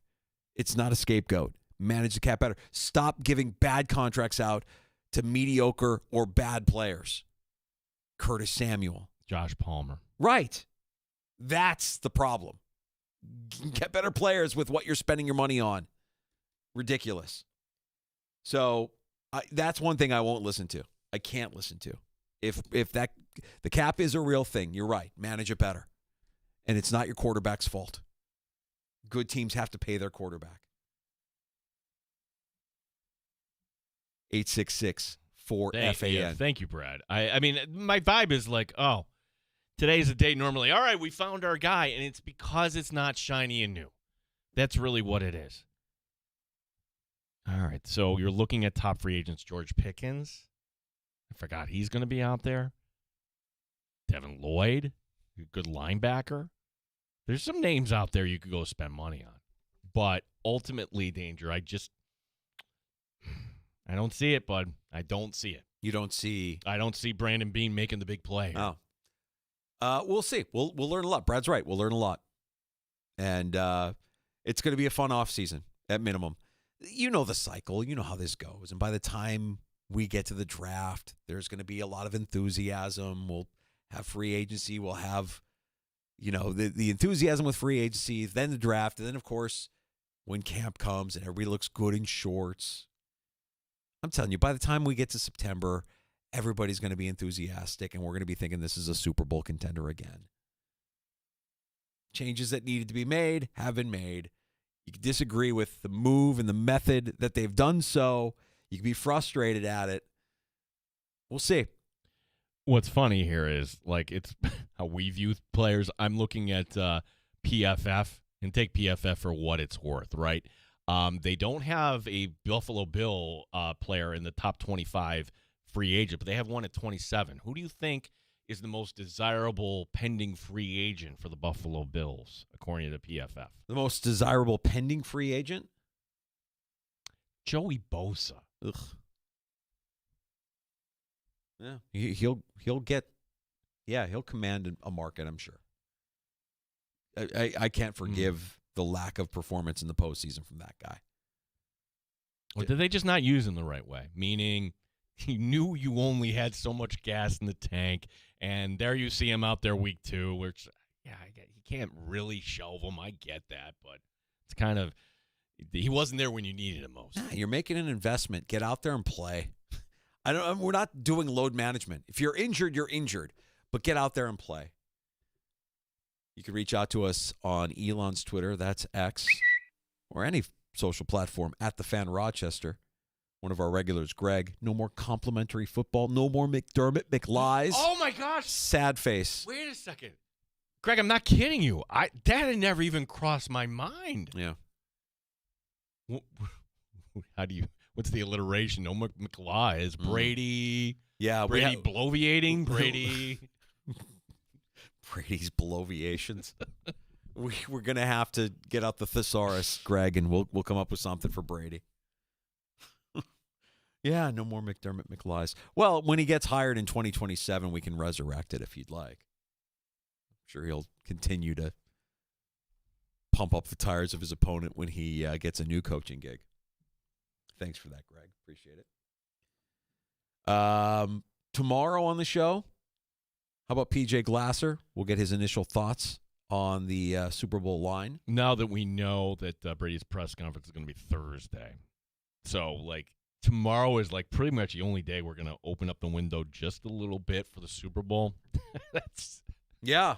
Which, any other year, maybe we're kind of diving into this. I'm not into it, but, hey, I'm sure there's some plays. We'll talk to PJ. It still stinks. I mean, even as you were watching the games on Sunday, it's like, it feels kind of gross. Feels icky. Didn't feel right.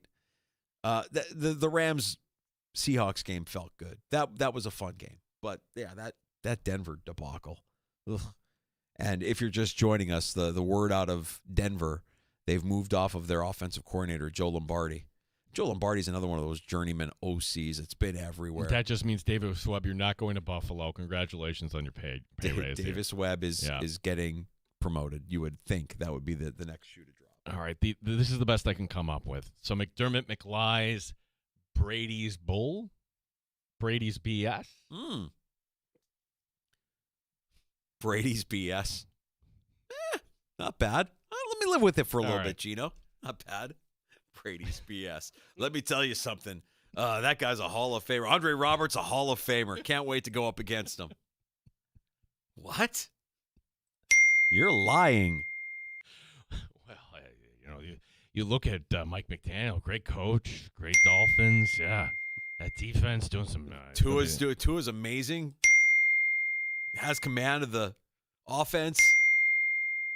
Can easily throw the ball more than 20 yards downfield without it getting picked off. Lies. I haven't felt this way since Master Stroke moved to Florida and realized, okay, there goes the Master Stroke bit. Yeah, well, as is most things in life go, Gino. You know, you have to continue to evolve. You try to improve. You try to get better, which is what we will do. Losing Master Stroke was tough. Losing McDermott McLies, that hits a little bit. I'm with Greg. If there's one caller that knows how to hit the mark and step off, it's Steven Victor. Hey, Steve. Hey, buddy. Hey, fellas. I really think Brady's BS, but you got to say bull and then use the bell as the part that you can't say. And then Brady's bull. Segment. Yeah. There you go. Yeah, I love Brady's it. Go with that. Yeah, I got it. Appreciate that, Steve. Steve's like our de facto producer, feeding us and see, ideas. Just perfect. Put it out there to the patrons, and they'll figure it out. Yeah, for us. Let's get to a round of shots next, Gino. Yeah. Any other time we're talking about a hockey team that's won 18 to 23, like, okay, game tonight, Sabres, can they kind of get this to the Olympic break? We'll talk a little tennis. We will talk a little Syracuse football, and we will also point out who is making an overture that he wants to play with Josh Allen. It's going to make Danger's eyes roll here. All right, a round of shots coming up, and we also have last call. Before we close up shop at 6, you can have the final word in the sports bar. Pull up a stool, as we like to say. 585-8664-FAN is our phone number, 866-4326.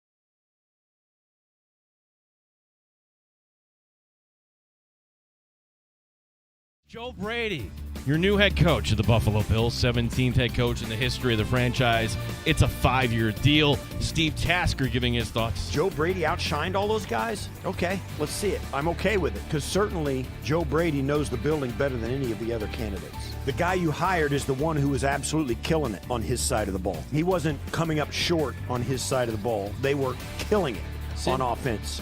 Brady's introductory press conference, noon Thursday. We'll carry that for you here on The Fan. Adam Schefter reporting that the leading candidate for the Bills defensive coordinator job is Jim Leonard, the Broncos defensive pass game coordinator. Sabres hockey tonight. They're in Toronto. Our coverage will begin at 7. Amerks hosting Hershey Wednesday and Friday at the Blue Cross Arena. Gene Battaglia, the sports leader, 95.7 FM and AM 950, The Fan, Rochester.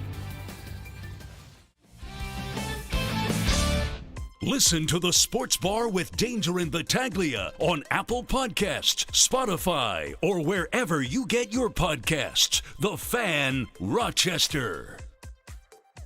All right, we've got a round of shots on deck. We'll pick up where we left off. But let's take a call here at 866-4326. Aaron in Pittsford. Hey, Aaron. Hey, I like the tone a lot better today rather than last week where everyone was all upset about firing McDermott. You know, I feel like most years when they lose in the playoffs, I'm saying McDermott got out-coached, right? And you guys said it last week, too, that the Broncos called a great game, right? Sean Payton called it an awesome game. So I think it's necessary, the new voice, and we'll see what Joe Brady can do, right? I think a lot of people, and that's good perspective, Aaron, that you look at the move, it's understandable. It was the tone of the press conference that people are like, wait a second, hold on. What are we really doing? Well, the Aaron? tone today, I mean, Aaron, I don't know if you've been on social media. The Bills fans are pissed. I mean, there's a lot of Bills fans that were really upset, wanted anything but Joe Brady in this role. And again, I liken that to you're looking for the unknown. You're excited by the prospect of the unknown, the adventure of somebody new, a shiny new toy, a shiny new thing, somebody to come in. When you hear the owner say, what we've had hasn't been good enough, we need to make a change, but then you keep part of what was there that wasn't good enough, you're contradicting yourself, right? People giving us title suggestions for the new revised bit. So we realized, it just dawned on us, oh my gosh, that's the end of McDermott McLies. Steve writing in, Brady's bluffs, Brady's bald-faced lies.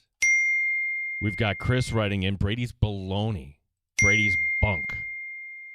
I still think if you can the danger here is if you said Brady's bull. Whoop, yeah, we're flirting with the FCC. Right. Brady's bullshit. It'll take a little practice, but I think we can get it done. Brady's bullshit. Wait, danger. I didn't say it. I think that might be it. That might be the winner. It's going to take a very, very cautious tongue. But I think we can do it. All right. Steve, you're in the clubhouse. Anybody else has any other suggestions? 866-4FAN, 866-4326. You know how to reach us on social. Let's get to a round of shots. Me and Josh Allen could do some damage for sure. That is the quote from soon-to-be free agent wide receiver DeAndre Hopkins speaking with Kay Adams. Quote, I think I'm quarterback-proof. If I'm being honest, not just to say that, but with Will Levis and I, we connected for almost 1,000 yards and 7 touchdowns. So, give me a Josh Allen, who knows? Dude, you chose Tennessee over Buffalo, and now you're out of options. And I also think, that was a thing then. It's not a thing now. I'm not interested. Too old. Come on. You're a name. But go out gracefully. This doesn't need to continue. No. Seeing him in Tennessee 2 years ago, no, not interested, not whatsoever. Talk about a role reversal here. It's the Toronto Maple Leafs. Oh, wait, hold on. Lost in the mix there. The dig on Will Levis. With Will Levis, I got 1,000 yards. What can I do with Josh Allen? Will Levis sucks, and we got 1,000 yards. Just, Will Levis, bro, hey, D-Hop, Duke, do me a favor. Keep my name out of your mouth. I'm trying to earn a living here somewhere, somehow, any way possible. He's still on Tennessee's roster. Yeah. They just pushed him to the side last year. No. Yeah. You're hurt. Okay. Wink, wink. So play this out because the word out of Tennessee is that it's going to be Brian Daboll as the OC if he doesn't get the Raiders head coaching job. Cam Ward is his quarterback. Do you think he's going to play conservatively with Cam Ward? Cam Ward is going to get killed within the first quarter of the season because he's got Brian Daboll as his OC, and we will see Will Levis again. Robert Saleh and Brian Daboll. My God. Why do I think that shotgun marriage will not going to work? The most emotional coaching staff in the NFL. The most animated, emotional coaching staff in the NFL. I want to see Saleh throw down with Liam Cohen when they play Jacksonville. And I'm sure Daboll will go after somebody too. Amazing. Sorry to interrupt you. No problem. Leafs are 6 points behind a wild card spot, and Buffalo is third place in the division. They hold the tiebreaker over Montreal. I tried to look up the last time the Sabres were ahead of the Leafs in the standings this late in the season. Couldn't find it. No Josh Norris tonight. He's likely out until after the Olympic break. It doesn't even seem to matter. Sabres hockey at 7 tonight here on the Fan. We can no longer say listen anyways. No, I'm excited. I'm excited, and I can't wait to watch tonight. And I'm thinking, you know what? This is a team that's always kind of been – I mean, they're the rival, right? Like, you beat them. Beat these guys. Don't give them any hope. Don't give them any thought that they can catch you. Beat them. Take care of it. You're on the road. Beat Toronto tonight. I'm looking forward to it. And if you want to be considered one of the best teams in the NHL, tonight's another statement. Go get it if you're the Sabres. I'm excited for it.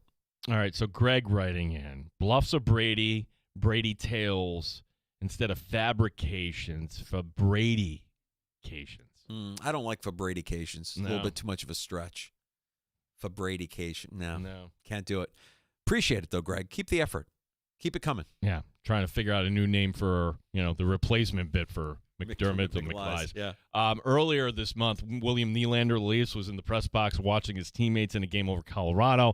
As the TSN camera panned toward him, Nylander playfully smiled and flipped the bird. Oh. Today he had to apologize, the NHL fining him all of $5,000. We expect our players to act like gentlemen, and that is not gentleman-like behavior. In fact, when you're asked a question, you answer the question like a gentleman. Well, I went to speak with some folks around Rochester, see what they're up to during this winter storm, and it's clear this weather is making its presence known in homes and on the roads. Stay home, enjoy your time with your family. Stay safe, stay warm. Rochester resident, Devin Levi. That's how you act with class. So wearing your Zubas in public. Mike Leone, in a really fun mood today, it peeked behind the curtain that they are not letting up his teammates on Devin Levi, that they're asking him for what's the weather going to be like today. Give him a green screen in his locker.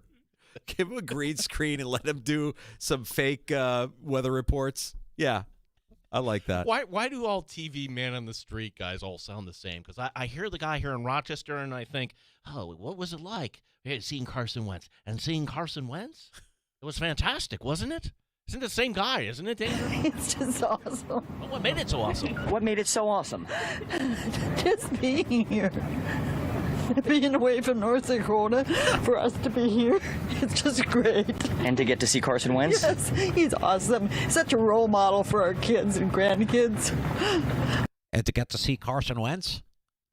What made it so great? What would you do? How are you taking care of yourself during the weather event?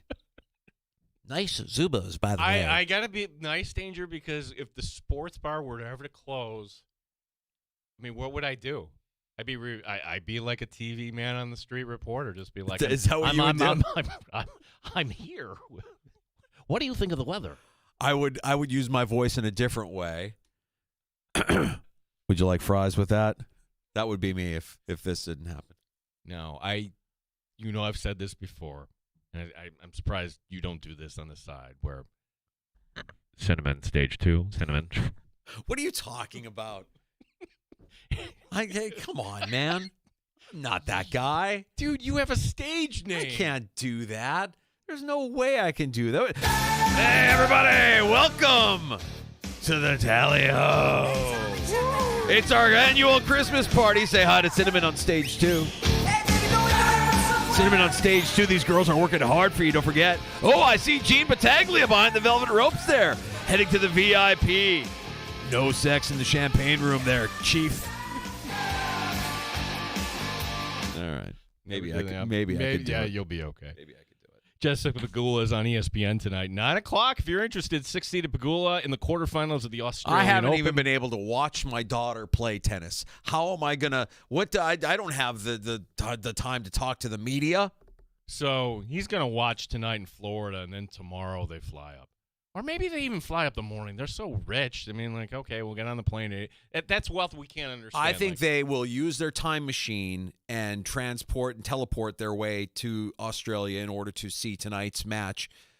If she wins, they will go back in time, be there for it. If she loses, they don't need to worry about their time machine. Everything's fine. Random Bill's thought. Do you think McDermott texts Brady congratulations? No. Well, that's a tough one. Is he viewed as you betrayed me? I don't know, man. I mean, that's such a weird thing. I mean, I would love to know how heated some of these conversations got, how McDermott managed all of the ego and personality and alphas that you have to manage in that position. He's always carried himself with dignity and class. He's always done it his way. So I want to believe, yes, congratulations are in order. Best of luck. But who can say, man? I don't know. Is his ego bruised because he went out the way he went out?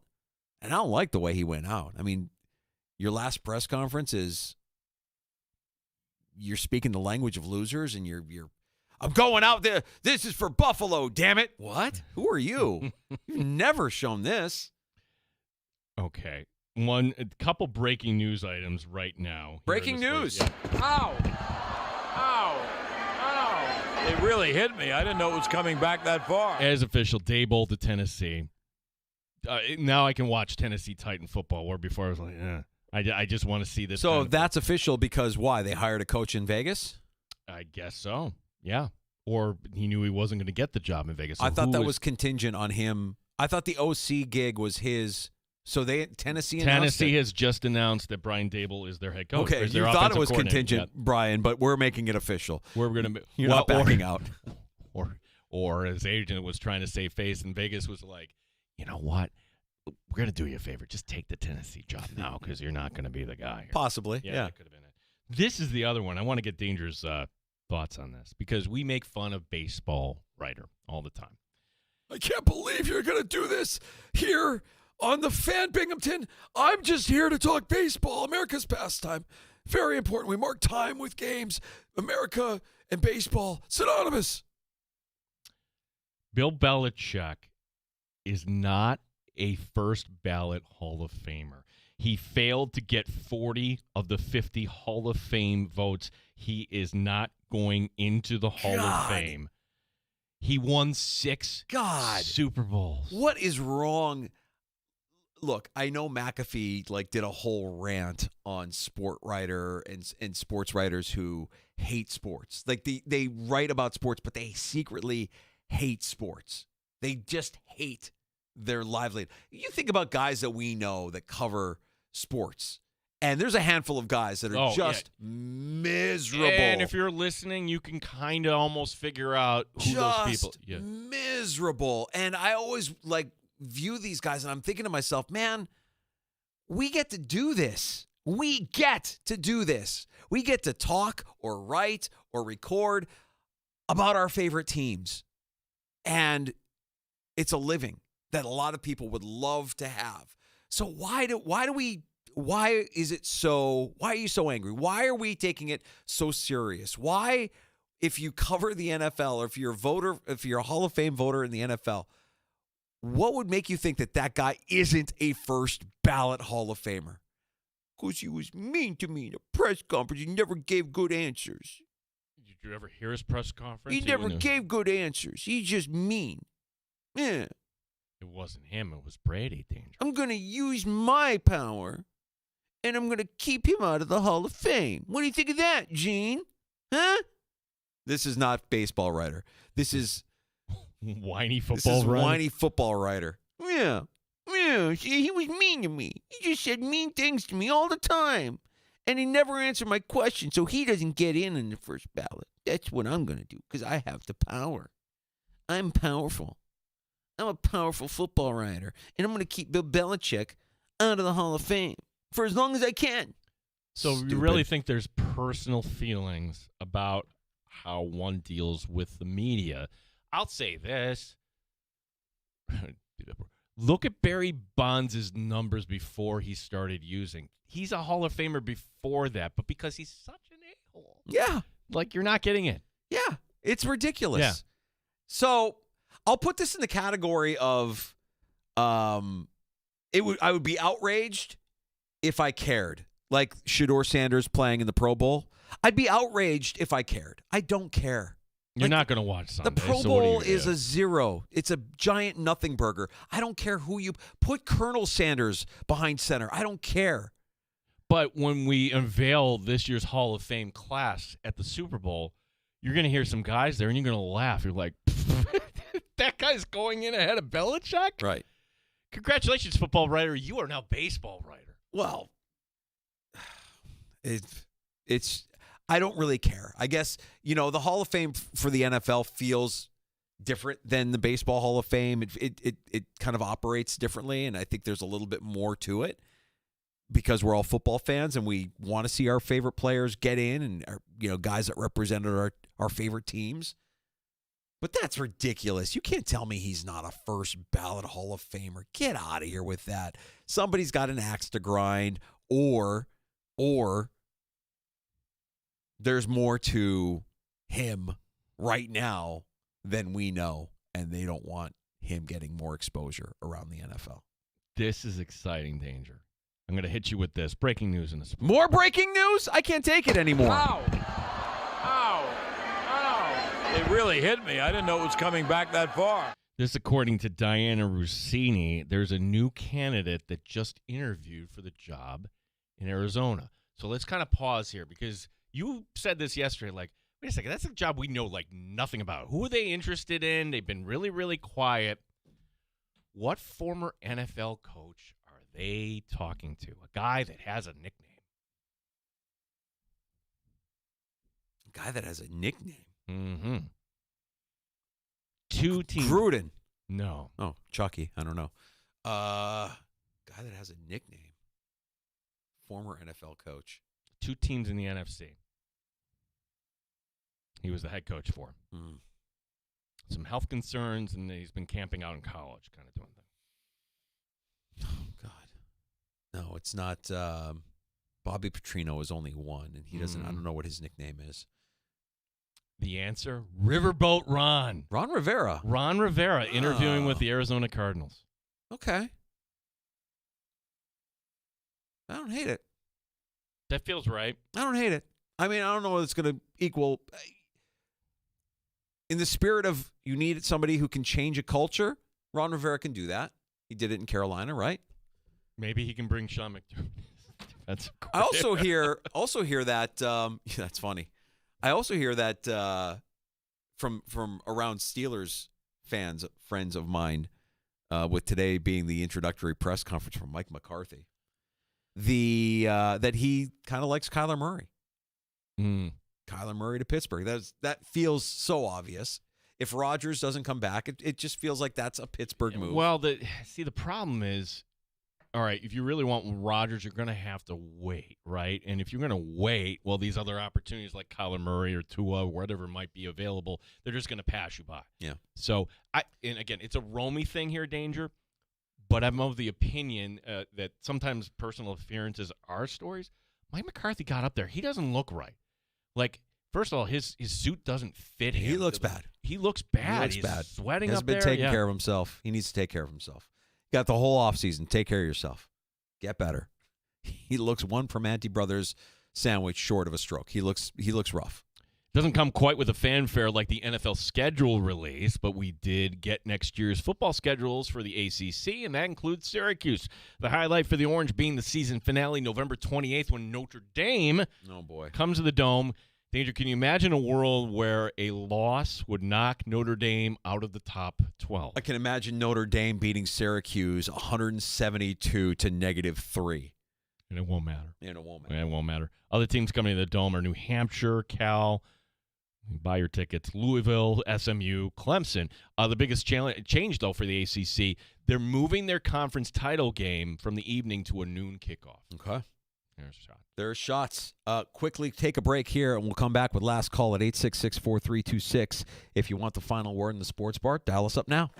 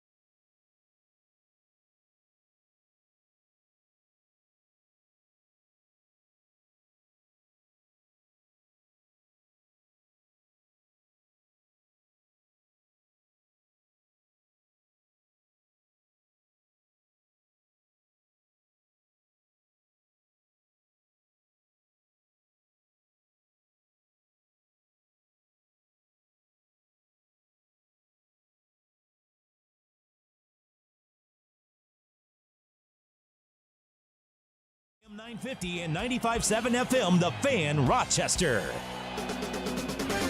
Billy Kidd here for Reimer Home Services, because when something goes wrong at home, one call truly does it all. Get Reimer on the horn at 585-497-HORN. Look, when it comes to your home, there's no room for guesswork. Electrical, plumbing, heating, or cooling, you don't wait and you don't take chances. Right now, Reimer is offering an electrical safety inspection for just $49. That's a thorough evaluation of your home's electrical system designed to help protect your home, your belongings, and your family. One loose connection or aging wire can create serious risk. And for $49, you get real insight and peace of mind. If a repair is needed, save $50 on any repair over $200. Let Reimer fix it right away and help you keep your money in your pocket.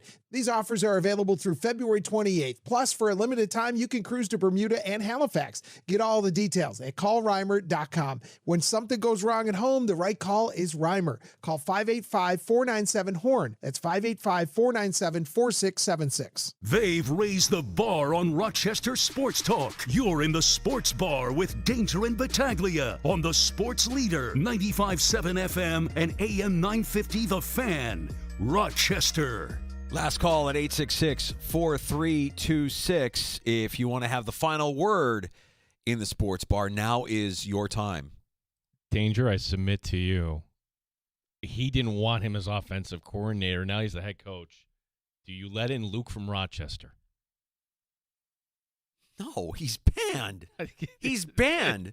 And his terrible take is even worse now because they just promoted the guy he wanted to leave to head coach. Luke, go cry. Go cry about Joe Brady being the head coach. I think Luke deserves another chance, Nope. Danger. Ban? No. Listen, a ban is a ban. He was banned for having a terrible call, the worst call in the history of the Sports Bar, courtesy of Luke from Rochester. It's been over a year now. Yeah, look at what's changed. The guy he couldn't wait to see leave is now the head coach of the team. Nope. Sorry, Luke. That validates me. That's how bad your call was. Take it up with Brady, Luke, not with me. You're banned. Maybe Luke is asking for forgiveness. I don't know. He's not putting him through. No. Oh, look at that. We're out of time. Oh, wow. Sorry, Luke. Go cry. Joe Brady is the new head coach of the Buffalo Bills. Yeah, it was Luke who called us after they beat the Ravens. They beat the Ravens in the divisional round last year. I can't wait for Joe Brady to leave, to go somewhere. Dude, Guess all what? he's done since being the offensive coordinator is guide the best offense in the NFL. That's it. That's all he's done. Yeah, we can't wait for that guy to leave. Crazy. Sorry, Luke. Try again later. Tomorrow, PJ Glasser, our sports bar betting insider. Oh, we'll talk Nighthawks, too. Ryan Lanchbery, the Rochester Nighthawks, stopping by the sports bar tomorrow afternoon, and more on the Bills' hiring of Joe Brady to be their next head coach. Stand by. Bet MGM tonight. On the way next on The Fan Rochester. Have a great night.